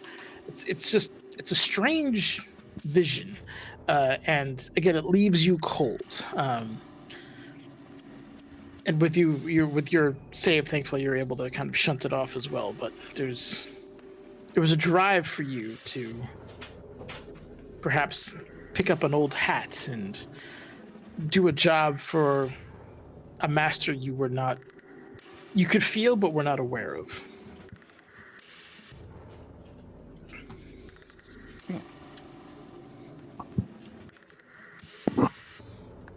And Osnith, you sleep great. Turns out you shouldn't go touching knives. Oh gosh. It all worked out. But the morning comes, the desert light kind of seeping in. Those of you who are conscious or awake or whatnot can hear the shuffling of books and a quill kind of writing in flurries against the parchment that Sawyer was working with. As he stayed true to his word and did not go to sleep. And has been working kind of ever since. And there's new parchment on the kind of corkboard in the back. There's more like kind of plans written out, notes kind of everywhere. But he kind of wearily greets you if you are walking into the main area. Did you sleep well? I hope. Absolutely. Slept all right. I had a weird dream about some rusty mountains. Yeah, you pick up one wheel and suddenly you start dreaming about doing nothing but picking up wheels and moving things around. Interesting. A rusty mountain. Okay, that's It was gross. Big old machines and walk around on two legs. that sounds like Numeria. Have you ever been? Numa who? It's Honestly, Numeria sounds like some kind of disease, Got a bad case of pneumaria. right? Foos, heal me Came with down your with dirt. Numeria. Who's gonna heal me with your dirt? Let me take a look at that wound of yours real quick. just takes Look, out some alright. mud. Oh god. Is all right. That's Numeria. It almost is a disease in a way. The Technics League believes that it is remnants of a star ship crashing into Galarian. And the resulting machines and things of that nature were either defenders or workers or something to that effect on board that ship. There's plenty of other anomalies that we could never understand, and there's far more dangers than could be realized there in terms of malevolent machines, rocks that would kill people over time, just strange happenings there. That you're having visions of a place you haven't been to is alarming. And perhaps that just hastens our own schedule here. With the information that you gave us, we were able to discover that they are using the Alkenstar Railway to move goods and people out of the city. And they have one such one leaving in the next day, if our schedules are correct. And we were wondering, since you like to go in loud anyway, if you'd be interested in... I mean, in heisting fairness to or us, it was really quiet anything. till it wasn't. Then it's loud. We're good at that. Yes, you are. It's one hell of a distraction, if I do say so myself. Yeah, I have to say, Not on purpose. the fireworks were inspired. Absolutely. If you're interested, though, we're beginning to put a plan together to have you guys be unofficial occupants of a train, a moving one at that. And if you're interested, this will be a highly paid job, which will hopefully stifle some of their, hopefully, a good chunk of their plan, if all of this is to be believed. Just double check. They're hiding out in an abandoned train. Yeah. I'm just looking at that and then trying to think, like, how are they so well funded? Actually, are you a native of Alkenstar? Or the area? Not like vaguely the area. I live in a small town. Yeah. Well, you would have known that there's been several attempts to create a railway system, and the most recent one is the most successful one. So this is the remnants of a failed venture prior to. So, but no, it's just the ruins of a of a train wreck that they're using. But the Alkenstar Railway is the official. Sounds like a Valen.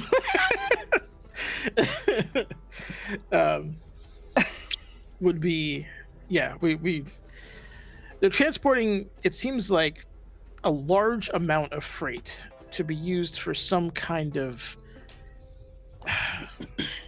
it's explained as a node, almost like an extension of Unity, to kind of create, I don't know, to further their plans, as far as I can understand it. It's kind of confusing, but from what I could tell, there's both personnel and hardware that we would like to to have them not reach their destination. So you can go in and out. Are there regular folk on this train? No, not as far as we can tell. Oh, excuse me. That wasn't nearly edgelord enough. Are there regular folk on this train? Forgot who I was playing for a second. I believe it's just Unity's henchmen, their victims, and the whatever operators are on the train. You say victims, does that mean they're deceased or kidnapped? They haven't outright killed the people that they've taken. They're usually deemed as high value, even after they're drained of their essence. So we can't just blow it up on account of there being people that we maybe shouldn't blow up. You might be able to blow up a section of it.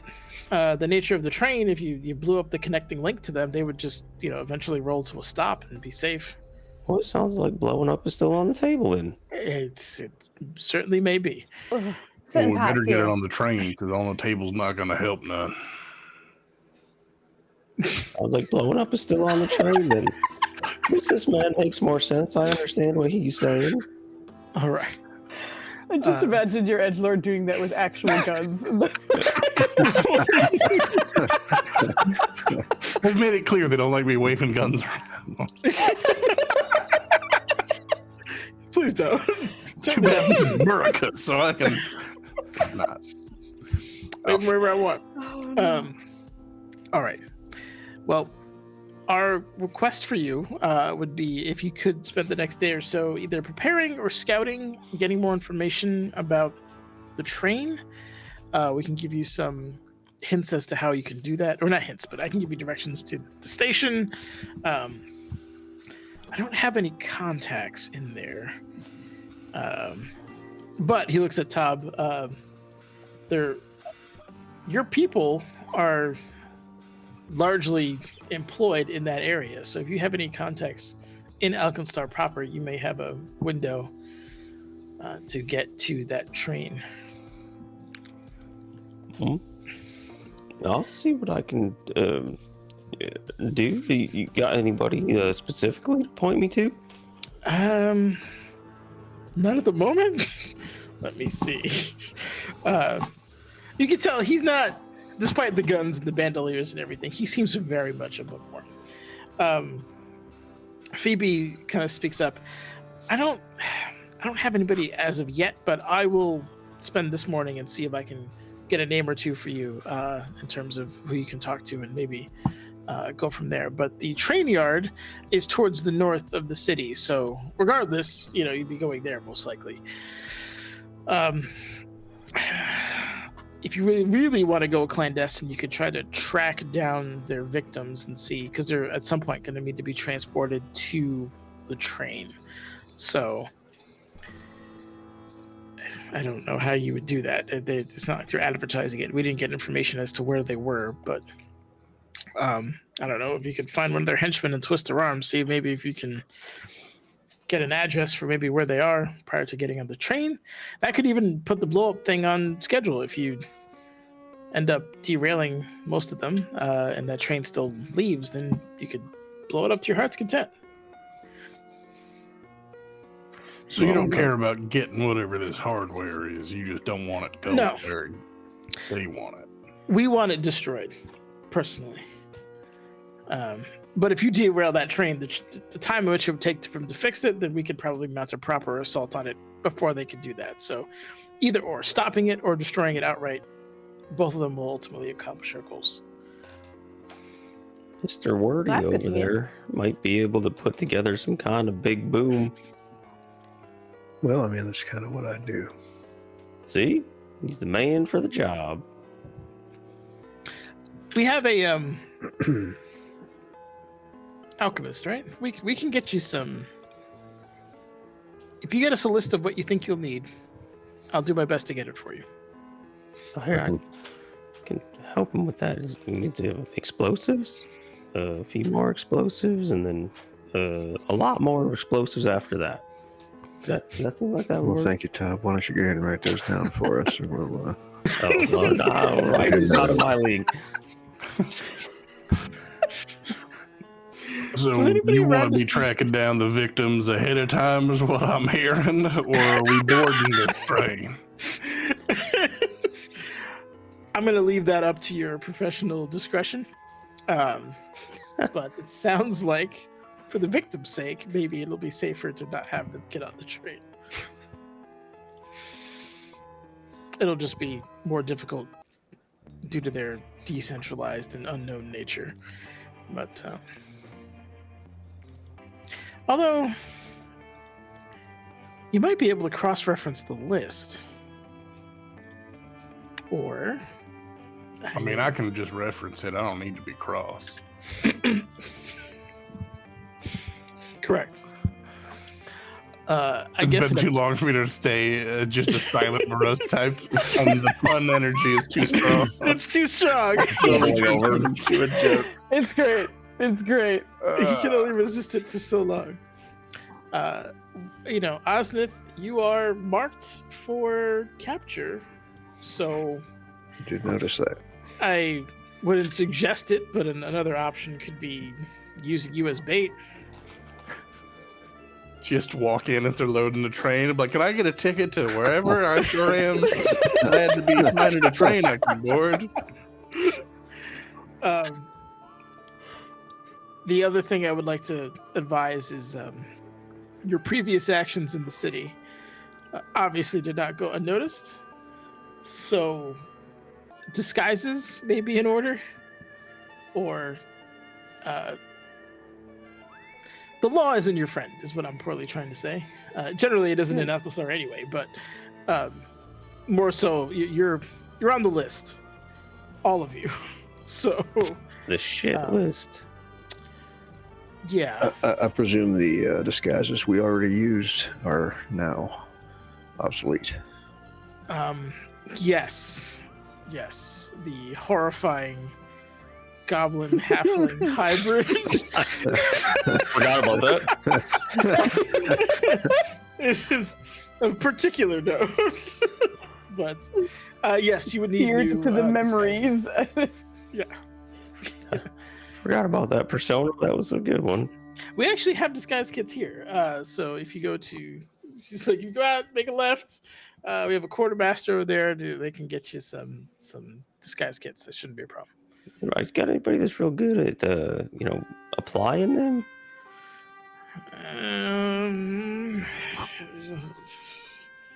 Nope. It's just Boone's our quartermaster, and he's a good guy, but I wouldn't call him an artist. That's okay. Just wondering. We can do our best.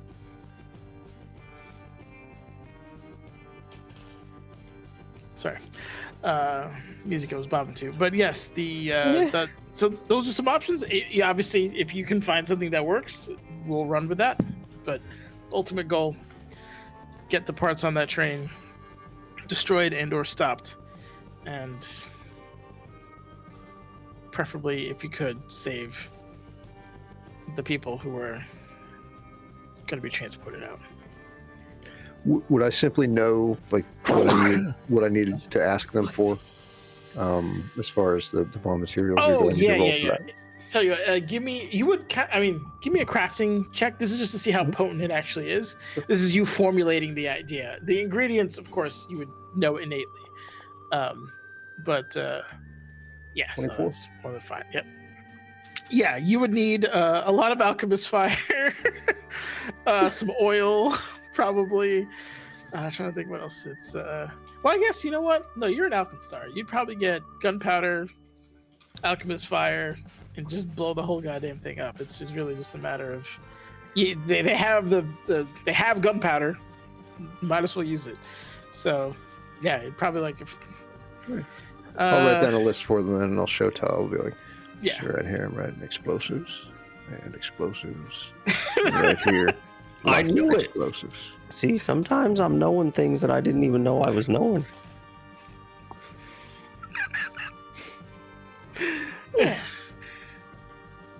It's like the Tao of Tob is what this is.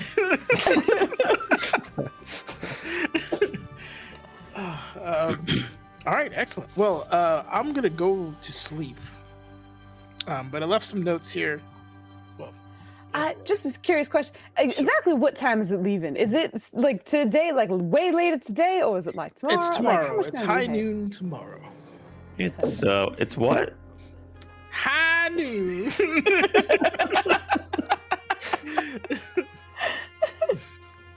So you have some time, and I'd say you guys got in kind of late, so it's probably like 11 a.m. ish by the time you all roll out of bed. But How? By the way, how does Ozidif look? Are you bright-eyed and bushy-tailed? Are you still a little dinged up? the sleep apparently healed me the rest of the way. Got you back. I didn't have that far Perfect. to go. So Okay. The mud's all dried. yeah, it's all right. Make me off. I look like Tob in his halfling makeup. It's horrifying. but your skin is Yeah, right. Well Exfoliated. moisturized. Genuinely, I was like, if you do look a little dinged up, you'd be getting mud in the middle of this meeting on your I would face still at be some dinged point. up if it weren't for the mud you already put on me. But with that and the sleep, it got me there. So thank you. We all said. Okay. But yeah, with that, okay. So, was there any more questions before I? No, that was it. I think we could do some scouting. I'm real good at that, so maybe we can start taking a look around. Did he touch the knife? No, he did not Okay. touch the knife. Damn. The Cassius is available if you want to take a carriage ride back into the city. I would not suggest walking as it is dangerous and it's daytime, so unpleasant. Why walk outside when we can leave the gnome outside to drive us?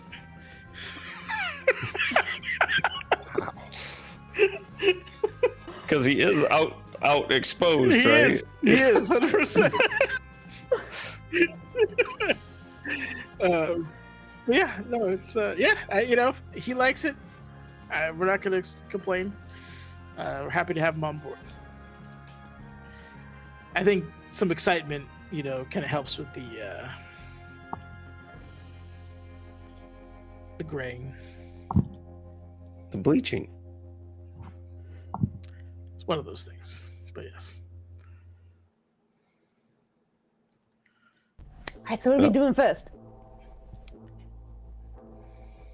I mean, I guess we gotta figure out where we're gonna ambush a train. We actually On have the that tracks. Oh. There's a well, look. Well, hold on. Let me put this. This is your job. So if you want to blow up some tracks somewhere else, that's fine by me. We do have an ambush point if you like. It's not far out of the train is it's almost entirely underground until it gets out of a proper about a quarter mile away from Alkenstar. An underground train? Yeah, it's pretty neat. They did it so that it wouldn't interrupt commerce in the city.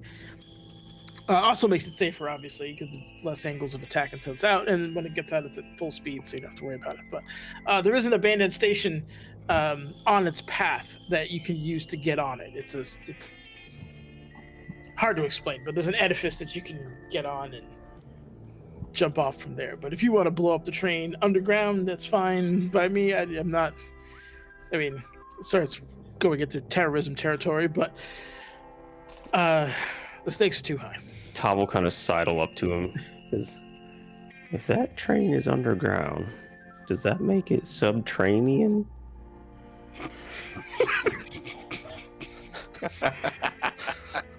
Alliteration the night before. Bad puns the morning after. I'm not sure I deserved this, but Yeah. yes. Sorry. I'm sorry. No. Subterranean is so good.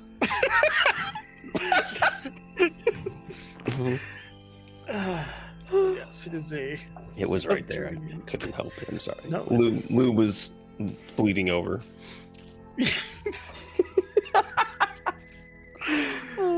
But yes, that would not be inaccurate. But yeah, you have a day or so to get that going. But we do have a interception point if you'd like. Otherwise, wherever you deem necessary, we'll do our best to support. When might I be able to expect the materials that are requested? There'll be a trip into Alkenstar and back, so probably mid to late afternoon today. Excellent. So Do we that know goes how for. many cars are going to be in this train? We assume at least 5, not including the engine. We don't happen to know what's in each one, right? We're just a couple of cars or whatever. We know there's a sufficient amount of engineered parts. I imagine quarters for the staff. Obviously, quarters for the victims. The other 2, we're not sure. 2 to 3. Assuming they didn't cramp some of those together. If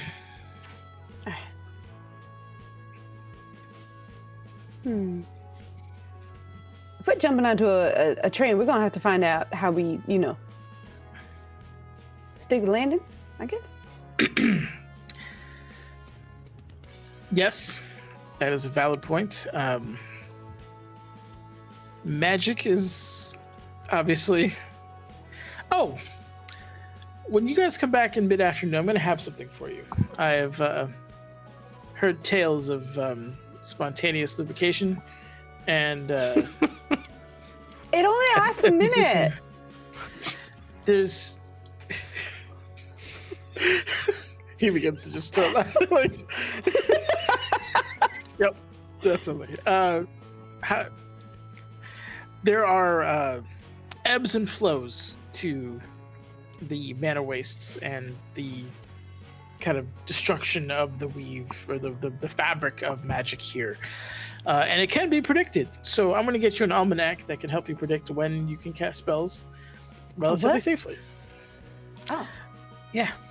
An That's all almond right. snack. Sounds good. It's Almond snack? not Alright, an don't almond eat it, snack. alright? It's helpful for me, so don't eat it, alright? Unless you want some more grease for a minute. not an almond snack.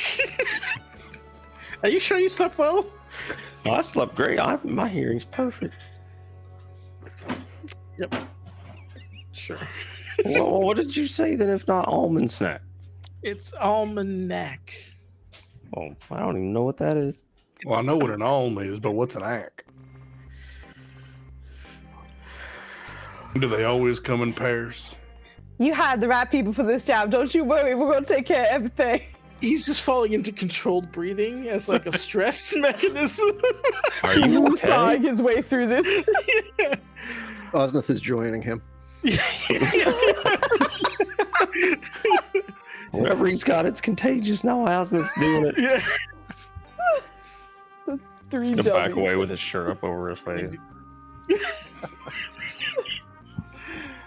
I'm gonna go to sleep. If you need anything, run it through Phoebe. But thank you all. And Let us know if you Sleep have well. dreams of frosty mountains and two-legged robots. It was Rusty Mountains. Frosty mountains. Rusty Mountains. Just rusty mountains. There's multiple Rusty Mountains. Just one. There was the Rusty Mountain. There's definitely robots, though. We know that for sure. So unhelpful. I'll let you know if I have any dreams about Rusty Mountains and bipedal machines. Perfect. All right. All right. I hope you don't, but all right. That makes two of us. Good night. Good morning. Good night. Good afternoon. Good Whatever. day. You Good do it. sleep. Bye. He kind of stumbles away, rubbing his head and moralist his eyes on his way back. But leaves you in that kind of intelligence room for a moment. Again, there's some notes around, but other than that, the day is yours in terms of what you want to do with it. Kuzal, you ever seem to notice that people we talk to sure have a lot of headaches? I did notice that. I mean, something's in the air, maybe, because like we're new to this area, so we haven't been exposed to the air as much. So it could be that when they're in the area for a long period of time, it just gets worse, and they eventually get a headache. Yeah, I think you're onto something. It sounds like a solid high theory. Hiya to you too. Hypothesis into theory. I love it. Well, headaches aside, I don't like to say robbing a train, but that's what it is. Oh, heist. If you say so, but It's more sophisticated. now I would say maybe you start at the engine so you can get that train stopped quickly, but if they got victims, they got time to use them as leverage. So maybe we If we can start at the find out. back and find them first. Yeah, if we can find out where they are first, that would be pretty good, I think. Good start. Oh, right. Maybe we could find them and prevent them from being on the train at all. Where do we even start that? I don't know. They just said maybe you could find out in town and you could reference a list. All right. Maybe that's Oh. something we do. Don't we have a list of people? Yeah, we got a list, so I guess we could try and find the people on the list. Huh. Just go around asking town, everybody, if they're one of these people. Hey, what if we can swap as one of them? If we can use one of them disguise kits and look like one of them, and then pretend to be one of the victims or whatever, get captured, and then we got someone on the inside. Well, I We mean, finally as we hop said on or before, I am one of them. Yeah, That's we a don't good need to disguise. I don't know. no. I Look, mean, If he's putting down explosives and stuff, it might be good that he's on the outside doing some blue anyone stuff. who's looking like a victim on the inside, I assume won't be having weapons on them anymore. Well, no. Yeah, I don't need it. What if Osnith teaches me what I need to know about making a big boom, and then we dangle Osnith out there like a pair of berries on a twig and just leave them out for everybody? Not sure I care for the analogy. I don't think I care for using people.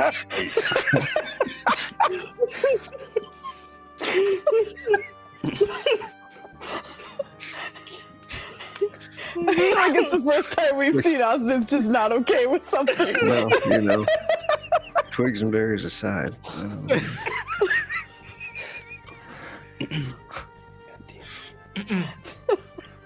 Phoebe comes in and addresses Tom. I believe you said you needed some contacts in the goblin side of things, in the smoke side of the city. Yeah, that would be wonderful. All right, I got a couple for you.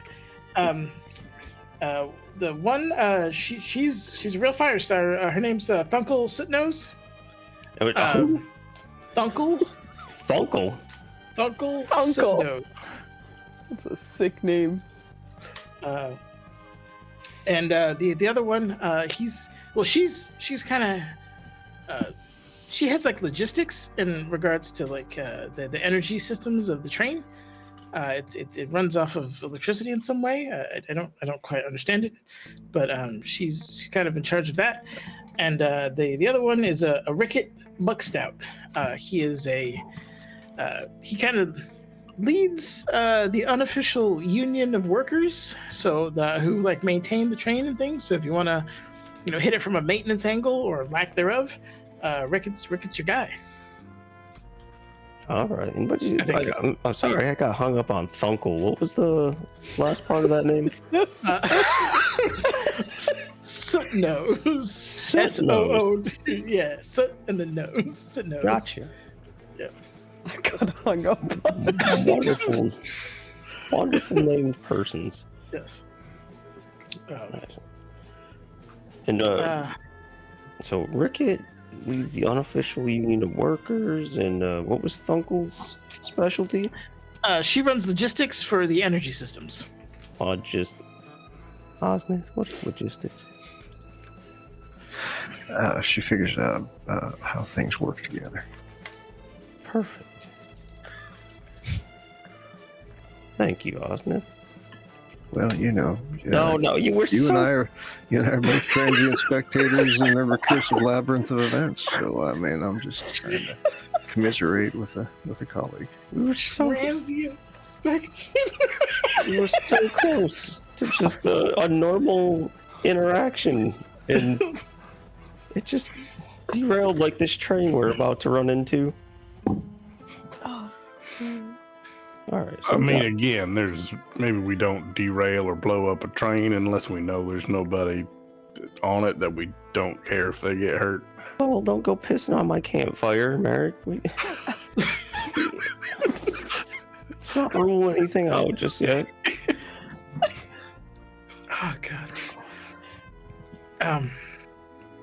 Campfires aside, I mean, also if you can get some kind of affinity with them, they might be able to introduce you to other people, and maybe you can get a manifest of who's on there, and get a better idea of what's happening. And I feel like our priority should be, we need to find out exactly where the victims are going to be, because that kind of shapes our whole plan, right? Once we find out where they are, then we know what parts of the train we can blow up and what kinds we can't. Yes. That's makes sense. I think that's the first thing we should do. Try and figure that out. Phoebe, do we know where the victims are being taken from? Are they all being snatched at home? They're usually taken between going from their workshops to their homes. They usually never report home after a day of work, and it's sometimes dismissed due to the kind of high work ethic of Alkenstar in general. You know, them working a late night or something, and by the time people actually realize they're really missing, they usually have a half day or day head start, unfortunately. Okay. No. So, Osnith, where do you work in the city? I sort of have my own space, kind of apart from the beaten path. Typically do my work in places where most folks don't go. Osnith? Yes, Tom. Are you homeless? Bob, you just can't ask people if they're homeless. You have to ask if he's experiencing homelessness. He's in between jobs, okay? It's, No way a man of his stature and his the dressings is between jobs. He looks The like work he's that I well. do is typically provided on what we might call the black market, the underground side of things. So I am not unhoused, thank you. Short-term really- stays. Oh, no. I merely remain, outside of the typical sphere of observation. I don't have a house. Right. So unless we can figure out a way to learn where these people are going to be ahead of time, we're going to have to search the train one by one. I was asking, so if we decide to use Osnith as bait somewhere, we have a good idea where we can put him. I mean, But it doesn't sound like he's got regular working man hours. I do not. So I do the work when it needs to be done. that's very I'm trying to pick up words here and there. Pragmatical Mhm, of you. That's correct. Pragmatic. So it might be kind of hard unless we just kind of put a sign out there. It's like, Osnith's here. I guess we should also just take a look at that long list and see if there's anyone. Can I just take a look at it real quick? Are there any names that sound particularly of, let's say, goblin or orcish in nature? There is one orc or one orcish name that you see on there. It is Grubnob Gutchewer. Okay, cool. Sounds like a dude. Yep. He's apparently a master at gunsmithing and black powder, in terms of using the black powder in a way that is more potent. He has a gunsmith shop that he owns, and it's quite popular, and he makes high quality weapons. And the goblin is a what the hell was his name?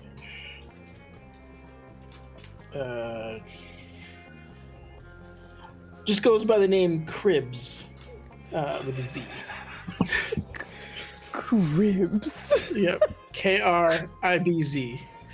Hey. You know, if we visit this man, what's gonna happen, right? We have We're getting a tour of his whole house. crib. Oh my gosh. What does it list his occupation? Videographer. Is oh no.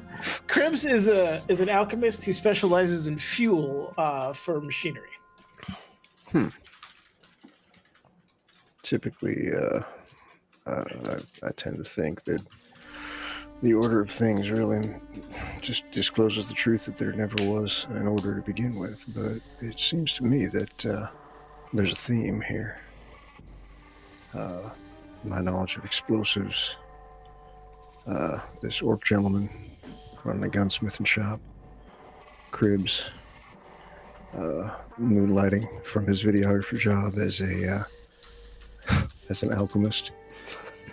It would seem that the people on this list are all of a certain kind.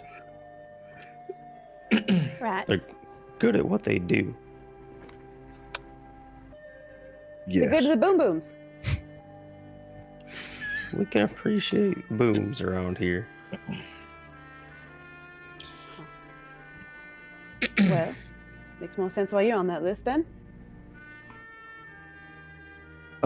Is it so? Can we just sort of scan the list and see? Is it typical of the people on the list that they deal with such things, or is there a variety? There is a preponderance of, either smithing or alchemical expertise, specifically dealing with either combustion or some level of gas-propelled things. There are some fabricators in addition to that, and then artists who do like drafts, more like almost architectural work, kind of on the rare end. But yes, of the majority of them, it's people who either work with metal in a fashion that it can be used in those kind of combustion style applications, or the people running the combustion element of those applications. Clearly, the kidnapping here has to do with the end of deconstructing the constructed.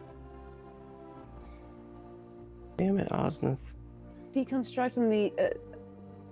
Sorry. All right, I think. Taking apart the things that are not a pot. Well, yeah, very good. I was afraid I had just made a feeble attempt to superimpose the orchestration of causality, but you put it all together. Like I do. Was there a plan Well, in I there? think trying to find 15, 20 people who are spread out in their various homes and places of business seems difficult. So instead, maybe we talk to the people who work on trains and see if they'll sabotage something, make it easier to move the cars apart. And then we can plan on just searching for the folks when they're on the train, because then we got to find them in one place and not 12. So bribery into saboteurs. And I hear you, Todd. You want to blow up a train. So once we find where the people that we don't want to blow up are, and we can maybe get that car separate from the rest, then we can do whatever you like to the train that's left. No. I would, for no particular reason, like to liberate some people. That would be great. I'm not in. I don't really want to blow them up. I'm just, Like I said, we get rid of them first, and we can make your dreams come true. That's all I'm saying. You plant the idea into a goblin's head of blowing up a large piece of moving machinery, and that's not an idea that's going to leave very quickly. Well, it sounds like they want us to do exactly that. So This song took me by not surprise, a and we just Western got New rated. Year's So Eve. hello. Western New Year's Eve. I was like, I was not ready for this song, and then we got rated. It was such a good, such a good 1-2 punch. It's New Year Western music. I love how Osnip is like trying to describe quantum physics to cats, basically. It's the party dynamic here. Yup. here's my Quirks. point. That would be If we're going redundant. into Cats town, already we can. cats already understand quantum physics. Do we also want to, I don't know, ride the length of the track and see if there's anything to be used to our advantage along the way, or I mean, do I we don't just think want to talk to the that- folks that run the trains? Well, she said they had a good ambush spot picked out, right? We could check that out too. Can ride the length of it out there. We do have a whole day, so we could all go together, I guess. Go and see if we can have the sabotage stuff and set that up, and then go to that ambush point and see if there might be some Here's a items we more want to buy. practical question: how are we getting on the damn train? Right, that's the part where we're going to look at the ambush point, see how we get on the train, and then if we need to buy some items to do that better. I mean, I can get myself on the train. I can't do much more than that. Well, how are you gonna get on the train? I can probably do it. I'm just gonna like lift, like push the coat aside to like the hilt of my grapple gun. That's a solve all right there. More convenient than you'd think. You could probably take Tob with you, I think. I hate to be the dwarf in the room, but the torque on your arm when you attach yourself to a moving train. I'm not gonna be at a stand. So you ride up on your horse. Goes with it. I'm sure you're a very strong young man, but that's going to take you and the horse. I mean, you just hop off the horse. Listen, if it pops something out of joint, you just pop it back in. All right. I just want to point that out. What if we pretend to be birds that have fallen out of the air inexplicably right above the train? This is Nenners talking, not as a DM, but I love me a good wingsuit. Just give me an excuse to give you guys a wingsuit. Oh my god, for real. We haven't seen the ambush spot yet. I'm just saying there might be something high up Listen, there. somewhere in Alkenstar is a crazy inventor type who's got Da Vinci's helicopter just in a backyard. What? But now that I'm thinking about it, maybe we should go about it backwards. Diesel. Maybe we look at the ambush spot first, see what it has to offer, and then we go talk to the guys to sabotage, and then see what items we can get from there. Can you turn into other things other than birds? Like, can you sprout little flappy wings? No, I can't. No. I can mostly be things that just. I can be things that swim, but that's not really helpful here. But yeah, more or less. You're Bears? swimming in the desert. Sometimes, And bears. not often. All right. I like the idea of checking out the ambush point first. I think that's where we should start. And then explosions. Look around. Do they Explosions. just have a? I mean, do they have a stable here at the derailed train? They do. One of the tipped over trains is being used as a stable, so you can. I imagine would have hitched your horse to it with a trough. I figure we need to borrow at least one horse because I can't fit all three of the non-tubs on. Because you got your mount sorted. Okay. 3 non-tobs. 3 non-tubs is too many for one horse. Can Kuzaa turn into a horse? Not a horse, but I can turn into a deer. It's pretty quick. I mean, Wait, how fast is a horse's running speed? I don't know. It's Let faster me look than at the deers, sheet I know. for the horse. 40 feet. I don't know. Oh, I'm faster than you as a deer. I have 50 feet. What? I'm quick. I don't know. I'm shocked as well. That is, I mean, God, these They got Galarian a deers horse. got wheels, man. if they got a Jesus horse fucking- for us to borrow. It seems easier than trying to have you ride a Gracie deer. But what I mean, you if can be on the horse with you, and then I could just be a deer. well, It's only honestly, a minute. Tales of Alkenstar, Osneth and the Greasy Deer.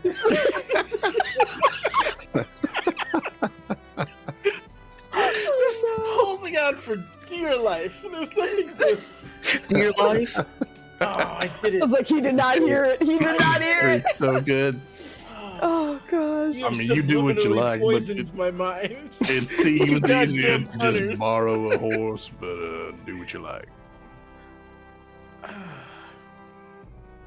Honestly, I mean, if you guys are comfortable being on a horse, I think that makes sense. He's got a dog. You two can be on a horse, and then I can be. I don't know if it makes sense for Osnith to be separate from me, right? Anyway, this is all to say we should probably just look at the ambush point and find out what. Well, right, but that we even have to looks like. get there on horses.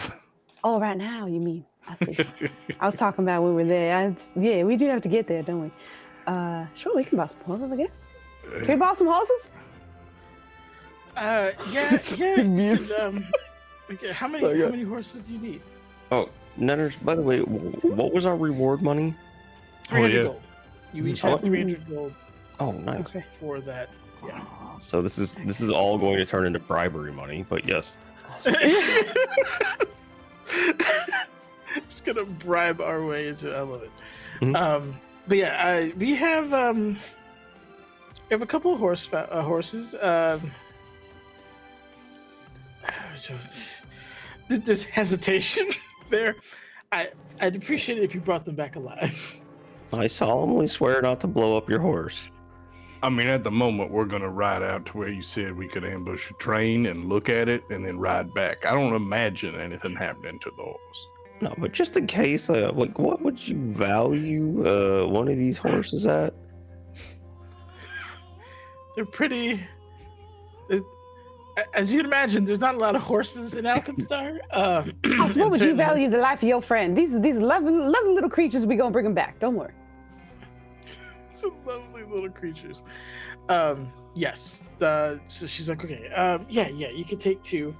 If you go outside, make a left. One of them, it's like a tan-colored one with a kind of blondish mane. That one's called Mayfly, and the the other one, it's a darker colored horse, usually doing dumb things. It's called Rockbiter. So that's That sounds like a dwarven horse.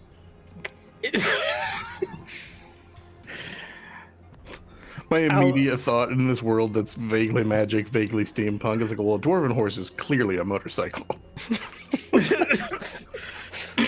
I'm gonna let that one slide, but it is not.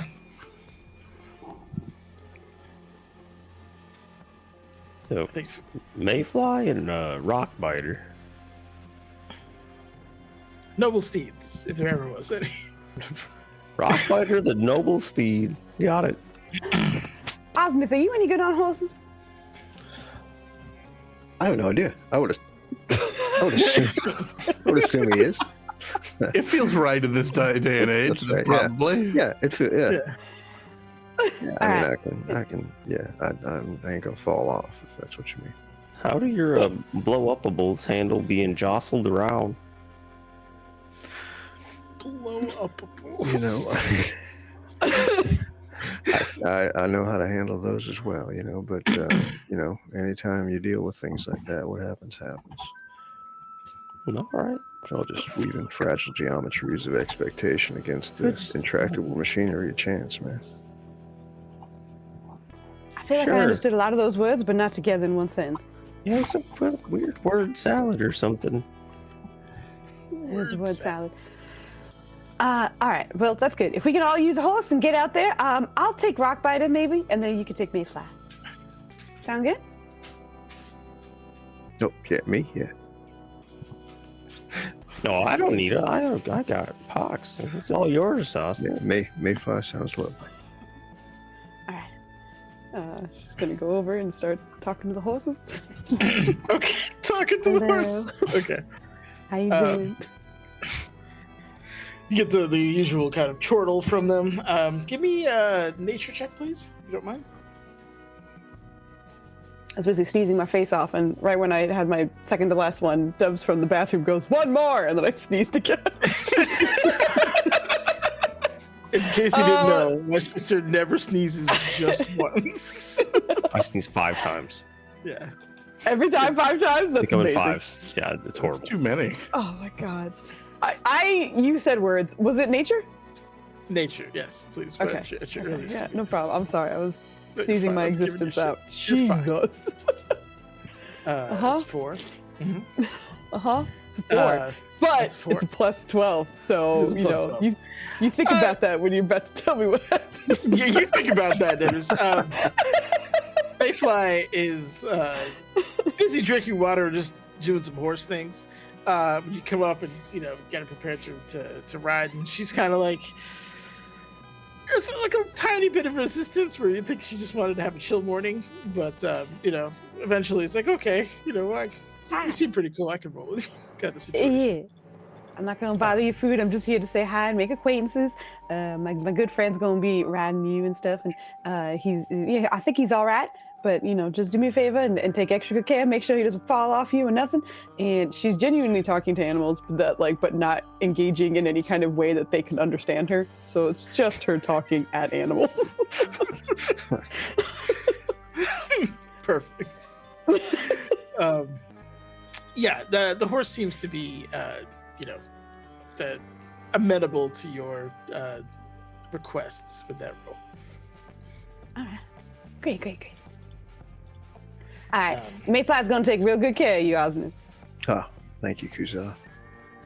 You When two souls converge, it is really just a transitory concord doomed to dissonance the moment the winds of time alter their flickering forms. But while we are in this place together, I will endeavor to connect with Mayfly. All right, you lost me at, I think it was two souls converge or something. And then after that, you said a bunch of words. I caught back on. I hopped off the word train, and then I came back on the word train. But you're gonna be fine. Two souls converge was the first part. Yeah. Those were the first words I said. Yeah. I got that one though. I got it. And then after that. I also got lost after those, but it just wasn't an encouraging sign that they were the first words. Oh god. If it makes you guys feel any better, I barely understand any words he says when he does that. Sometimes Osmond, the you're a answer's very normal. valued part of this team. Well, I appreciate that. It's not always about the very confusing words you use. It's about the meaning that comes across without the words. There's a vibe, I guess. Okay, Osnith, you got the vibe. Now you've lost me. I was lost myself, friend. Sure what that means. You got the vibe. I appreciate the pronouncements of friendship here, though. In any case, mount up. We ride. All Get right. over here, let's go. Who's leading the pack? Dunsmith would give you, Phoebe would give you the directions there. So who has a good survival skill, or who's trained in it? Probably is the best question. And who I wants am to an lead? expert, but I was also, gonna say, I feel like you're probably real good at it. and weirdly, the ranger's not bad at survival. But I also would like to use the thing. The thing. So if The I thing, make he a nature says. check to Ooh. command an animal, How good's your nature check? with a DC determined by the GM based on things, I can increase our speed for the day. Ah. Okay, all right. And it's your horse and your native here. Yeah. Can I say? I don't know if there's like advantage or if you want to give him like a +1. Can I help by talking to all the animals at some point? Right. No, Tell you what, You I'll also put say the no. DC This is at nonsense. 15. Roll me a D6. That's how much you're going to reduce it by. Me or him? DC's 15. You're chatting to the animals, right? So you roll Yeah. the D6. Okay, So it's your performance, really. I'm helping. This is not basic Pathfinder rules at all. This is bullshit. And then let's see what Oh, happens. I know. Oh, Yeah. yeah, okay. No, I appreciate it. Thank you. Yep. There you go. Yeah, that clears it. You Nailed are able to move there quickly, and that obviously this all makes sense.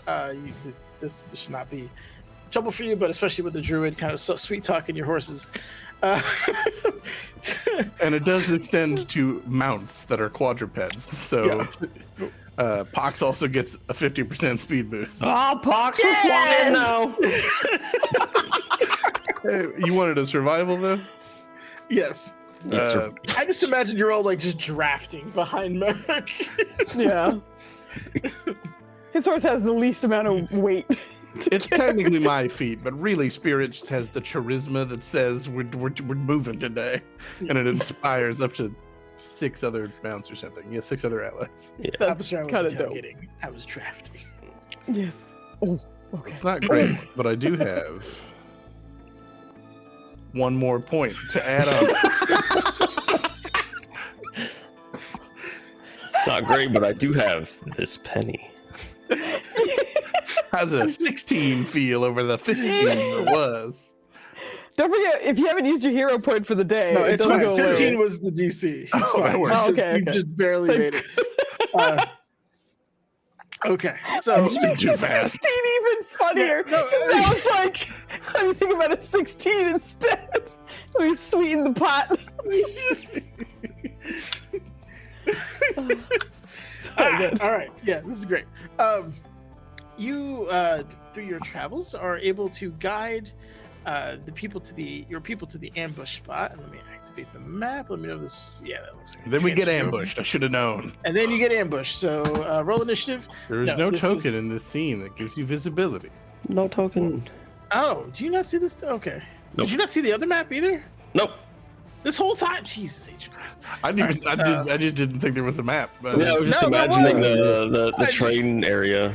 I have a really good Fallout style mental Yeah. picture in my head. And Oh God, that's a wasted map. All right, I'll bring it back. Anyway, do you guys see it now? I see people moving. yeah, look at that. See stuff. Okay. All right. Cool. Well, good to know.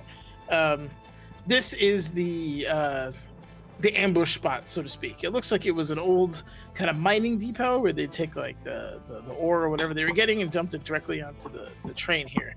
The obvious and probably alarming element of this is the kind of electrified tracks, if you will. This is not a typical train. It does not actually run on tracks. Osnith, if you want to give me a crafting or alchemy, Sure. or not alchemy, arcana. Jesus Christ. Sure. I have no idea why my token's rotating, and I can't get it to stop or to go where I want it to. I can't get it to stop. It's the best part. it's a poltergeist. Why is it rotating here? Hold on. I don't know. I'm going away from it. God, that's funny. Crafting, you said, right? Yes, please. Or arcana, either or, whichever you prefer. Yeah, I'll just stick with the crafting. 33. Wow. Oh, wait, that's a nat 20. Yes, it is. Okay, so looking at this, this is both a security device because there's crystals kind of built into this, which are generating this electrical field. But in addition to this, you realize that the train must also have its own energy field. These tracks are really just to kind of keep it on course or keep it going through a direct kind of line, more or less like magnetically attaching it to this line as opposed to wherever it would potentially go. Now, trains obviously aren't built for maneuvering, so this is integral to how it functions. That being said, you hypothesize that these trains could probably go for a decent amount without actually having these tracks underneath them. So blowing up the track isn't an effective way of dealing with it unless you're blowing up like huge sections of it, which would be prohibitive just based off the materials that you would need. But the train that you're going to jump on is essentially like a magical maglev energy train is what you're piecing together here. Well, given that the unforeseeable is woven into the very marrow of reality, I believe we have come across the unforeseeable here. This train is really not beholden to the track. Destroying the track is not really going to affect the train. I got the Why last not? All right. It floats. How's that? Oh. The whole train floats? The sass. Look, he's put up with a lot of Tom shit, alright? Yeah. Let's put up with everyone's shit. Again, smartest guy for miles. Choo-choo, no make roll on track. Do you think I'm dumb or something? No, Tob, I do not. Or something. There's no thinking about it involved. Those of you who are here could obviously see that if you get up to that top level, you just ride one of those chutes over, pretty much on top of the train as it's coming. So it's up to you, but that's essentially how you would go there. Or if you want to time it, you can try to blow, you can obviously set up whatever you want here and try to blow it up as it goes through here, but then that's a whole level of danger to everybody around, especially Osnith. You would know blowing something up at speed while you're stationary is just it is a controlled kind of shrapnel situation where everything's going to come flying out. Do we know how fast this train goes? You haven't had any scouting reports on it yet, so no, you don't. Is there a train expected to go by today? Again, not that you know of. It was just the train was discussed in terms of like it leaving, but nobody knows the speed in terms of potential. That probably come from your goblin friends. Thunkel would certainly know. So we have the option of riding our horse along the track and jumping onto the train, or we could jump down onto the train from these chutes. Mm-hmm. Well, the benefit of the chutes too Solid. is since it's just using gravity, and you do have a lubrication druid with you, you can load gear onto the train top as you go. But it's not Easier gonna than you. stop here. No, I mean it would keep going, but I'm just thinking about trains that levitate in our real world and the speeds they go. yes, they go very fast. This is probably not a 315 kilometer an hour bullet train. Mm-hmm. But it's not It's not slow. Yeah. Yeah. I don't know, these track tiles look pretty big. We couldn't just move those, right? They are stone, and there seems to be first and foremost, going near them, there's just this reek of ozone. Anyone who has the pleasure of having hair will see that it immediately begins to stand up the closer you get to it towards it. You can take that disrespect, Todd? Yeah, he takes his hat off and slides his hand across his smooth head. Or just your like sideburns. Fluff it up. Yeah. Well, hey, what about, like, you said that the train floats or whatever, but, like, not that it would stop it, but would it, like, slow it down a little bit? So, like, what if we blew up the ones ahead of it and that just slows it down long enough for us to, like, hop on a little bit, you know? Is that a thing? That one? Osmus? Hello? Is that- I'm sorry. I'm messing around with the map. You're fine. I can't. Trying to blow up the train, Foos. I've got this orange square on my token. Like my mouse died, so I'm using the trackpad, and I can't get the map to shrink. All it does is spin my token. So I don't want to touch it. Well, don't worry, we're not. Hopefully, And I wasn't listening to you at all. So please repeat. You coming back and just like laying out your struggle. No, you're fine. Essentially, she was just asking, the train won't stop if the tracks are blown up, but would it slow it down if we like blow up a bunch right before it? So maybe that would make jumping on easier if the train slows a little bit. But if it doesn't affect the speed at all, then that wouldn't help. Honestly, I don't know that much about the function of the train to be able to say. I don't believe. I mean, I think you rolled a natural 20, so basically, they would have to blow up a lot. Like you'd have to blow up like dozens of them because it doesn't affect the speed, just kind of the direction. And if there's nothing outwardly affecting the train, it's not going to change direction all that much, unless there was like a dip in terrain or like wind or something like that. Then yeah, they would have to realign and probably slow down to do it. But assuming it's just going and there's nothing affecting it, it would keep going. Well, I think in this case, because never mind what I just said. Destruction here would be the architect of existence rather than its antagonist, and the motion of the train would continue in perpetuity. Oh, all right. All right, so I guess slowing it down isn't really a thing. So, excuse me if I missed out on it, but does it come to a stop under those chutes? Do we know? I think the idea was a train might have once. This train won't. Okay. Or maybe trains just still do. I'm just looking at the disrepair I'm seeing.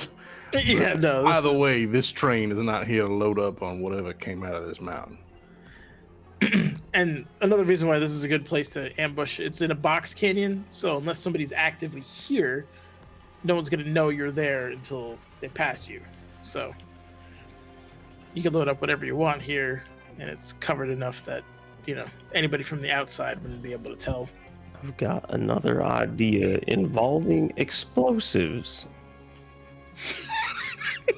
All right. Now, what Top if we- solution to everything. It's a multi-problem Listen, you've got a solver, hammer. okay? Yes. So, you see, it leaves the canyon out that there narrow area. What if? Do you think you have enough boom juice to collapse those rocks down? And I think a rock of sufficient size would maybe bring the train to a halt. I mean, I imagine it'll bring it to a halt quite violently. Right, and I think I could. Well, I could live with not blowing up the train for blowing up the mountain and then hurting the train. Of course, once the people are off there. Right, but I'm just looking at how close that end of where the train emerges to how close the place you want to blow up is, and how much time that gives us to get the innocent people off the train. Well, I didn't say it was a perfect plan. I like the idea. I'm just I do. spitballing. They don't make, like, I don't know how much any of us knows about trains. Clearly, Osneth is the resident expert. Do they make the equivalent of, like, the hand cart? But for maglev trains of magical means? Oh my god. I can't do The maglev handcart. I can't, oh man. I mean, if we can get something that goes on these tracks, that we could just rig up some sort of hook to grab the train so we get pulled behind it, we could then tow ourselves in. You are hell-bent on using that grappling hook, aren't you? When you got one. Yeah, unfortunately nobody here has like a mechanical background. Osneth is just sciencing his way through most of this, but you wouldn't be able to infer whether or not a hand pump rail device exists. I mean, we're gonna go to the goblin folk next. They'll have one if It's anybody. really just three goblins on bikes, like just pedaling their way down. Yeah, no, It's a weird mix between that hand pump cart and like a fan boat. The skiff. Oh god. The swamp's just a big loud ass fan that again probably runs on diesel. The rescuers. Yeah. Oh god. And if it's a goblin make, that fan has no guards at all. No, it's fully open blades. Yep. In fact, They there's- mean blades. They're sharp. yeah. But yeah, to get further information about this kind of stuff, talking to the goblins is probably the best path. Talking to goblins is always the best path. Fizz, you're muted, I think, or your mic died. Either or. I don't know how quickly a train comes to a stop. Because like if collapsing the rocks would make them stop the train, that's ideal. They stop it safely. I'm just trying to think out what we can do on this stretch of track. They'll stop one way or another.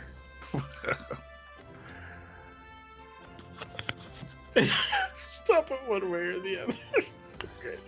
Well, it kind of sounds like the goblins might be our next stop in this tonight, I guess. So maybe we should head there, huh? I mean, the simplest way to look at it is that the unrelenting attrition of entropy against the fragile pretense of permanence is just one of innumerable variables. What's that? What was that, Tom? No, nothing. Right, and by that you mean what exactly? Well, I mean, obviously, there's got to be some way for the thing to come to a stop, right? I mean, it's not Right, they must not have brakes on it. Okay, it's not I follow you. contingent. It's not contingent upon putting something large and heavy in front of it.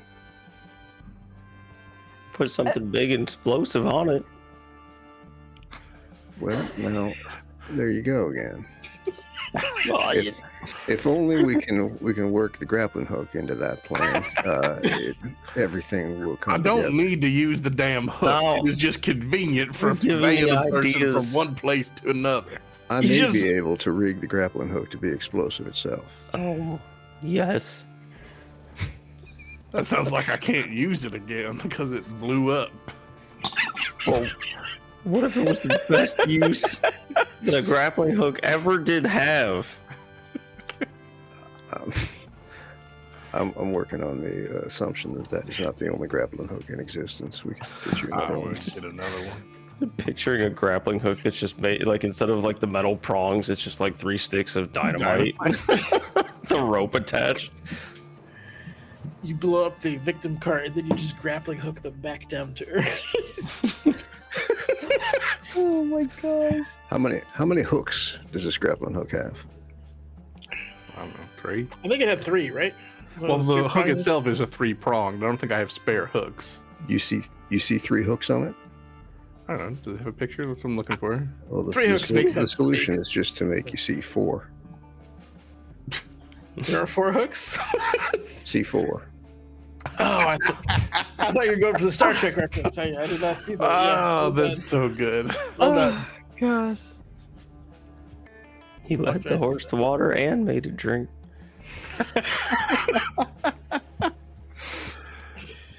Oh, God. Well, Kuzal talked to him, so. I'm also wondering, I'm looking through my shit, sorry, pardon me. I'm just making sure, because I assume, I haven't seen anything that specifies it, but I'm assuming when I like shift forms, my gear and stuff comes with me I just and then assumed- pops out. Yeah. I haven't heard, like, I'm looking at the actual transformation stuff, and they don't say that, and I know in like the D&D I think they you actually said this do the say last that. time too. I believe you concluded that it does. Yeah, okay, just Yeah. making sure. Regardless of what Alright. it is, it does that for simplicity's sake. Because I actually have, I think, maybe some part of a plan, but it's real stupid. But I just wanted to hear your thoughts on it. And it's probably, like I said, just real stupid. Anyway, we have the list of the victims or whatever. And maybe if there's a way we can find out if one of them is about to get snagged or whatever. And I could somehow, essentially, if we do want to blow something up and we know where the victims are, if I could somehow get onto that train while, say, as a cat, maybe a pet of one of these folks or whatever, and I'm carrying that explosive with me, but I know where they are, I might be in a position to be able to put in a space that I know is safe for everyone else to get out. So we can kind of like sneak a bomb onto the train if I'm just a little old cat. I guess my question is, can you turn it into something smaller? I doubt they let people bring pets. I can turn into a little old house cat if we needed. I can also turn into, looks at pest form, hold on. I can turn into any kind of tiny, I can even turn into a praying mantis. Well, see, that's something that can fit in someone's pocket. That seems... I'm just a praying mantis with a bomb attached, don't worry about me. Druid terrorism, everybody. The TSA never saw it coming. Yeah, the eco-terrorists. But right, so like I could maybe get myself on the train.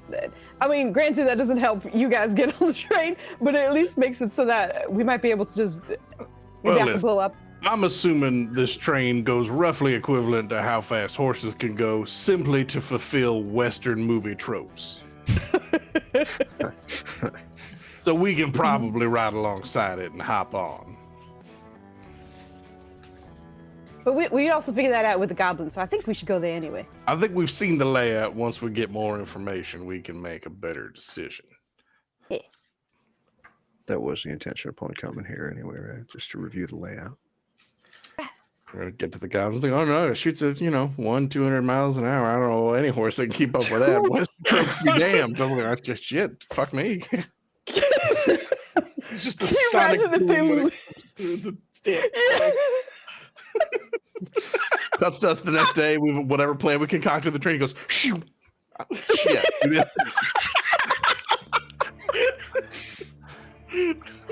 Oh no.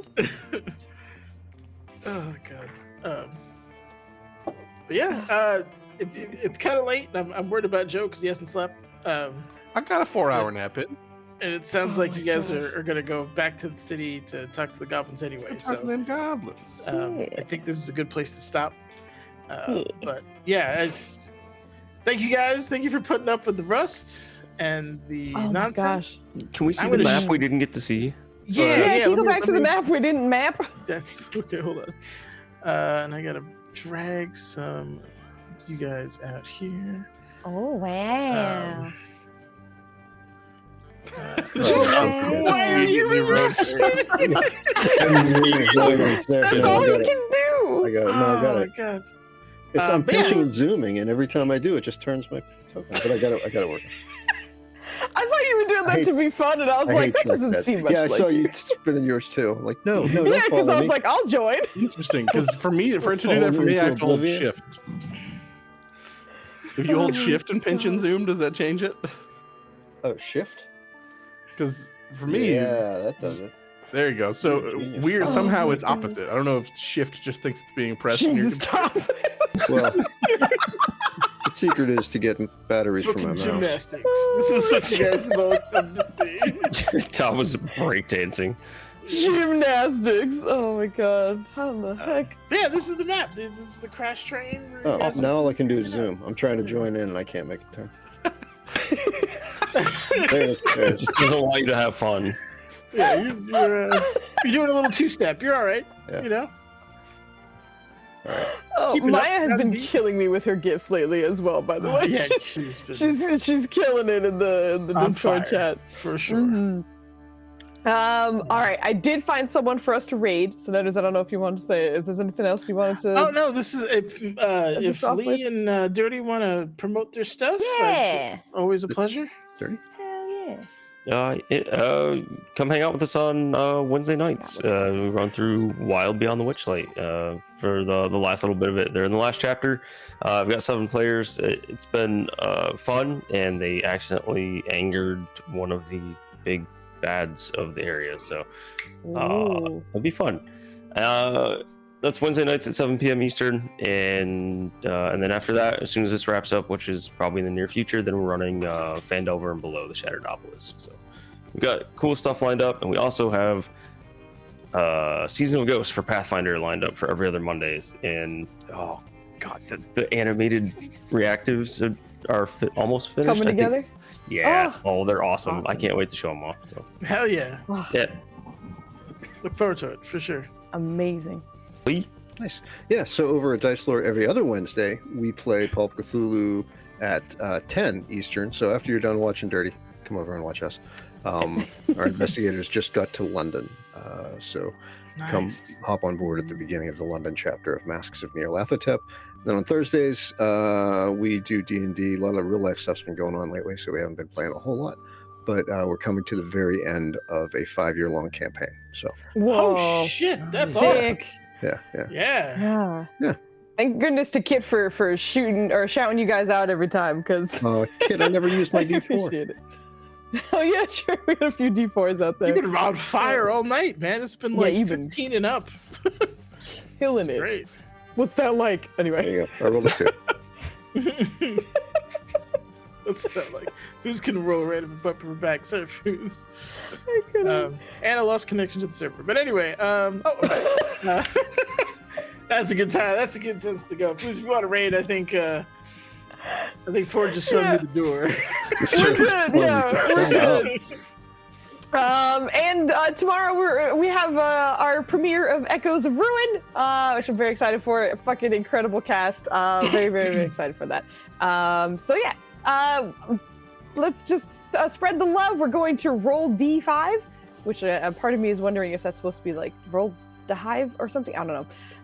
Tiny brain. Let's go say hi to them, though. It is, and I'm so tired. Go to sleep. I'm so tired. But no, this was such a blast, Nutters. Thank you as always for putting this together and then thank you, dealing Nutters. with our shit. But we're gonna go say I hi. laughed my ass off the whole time. Yeah, it was so nice to be back. Thank you guys for being amazing. We're gonna head out now. Have a wonderful night, everybody. Bye.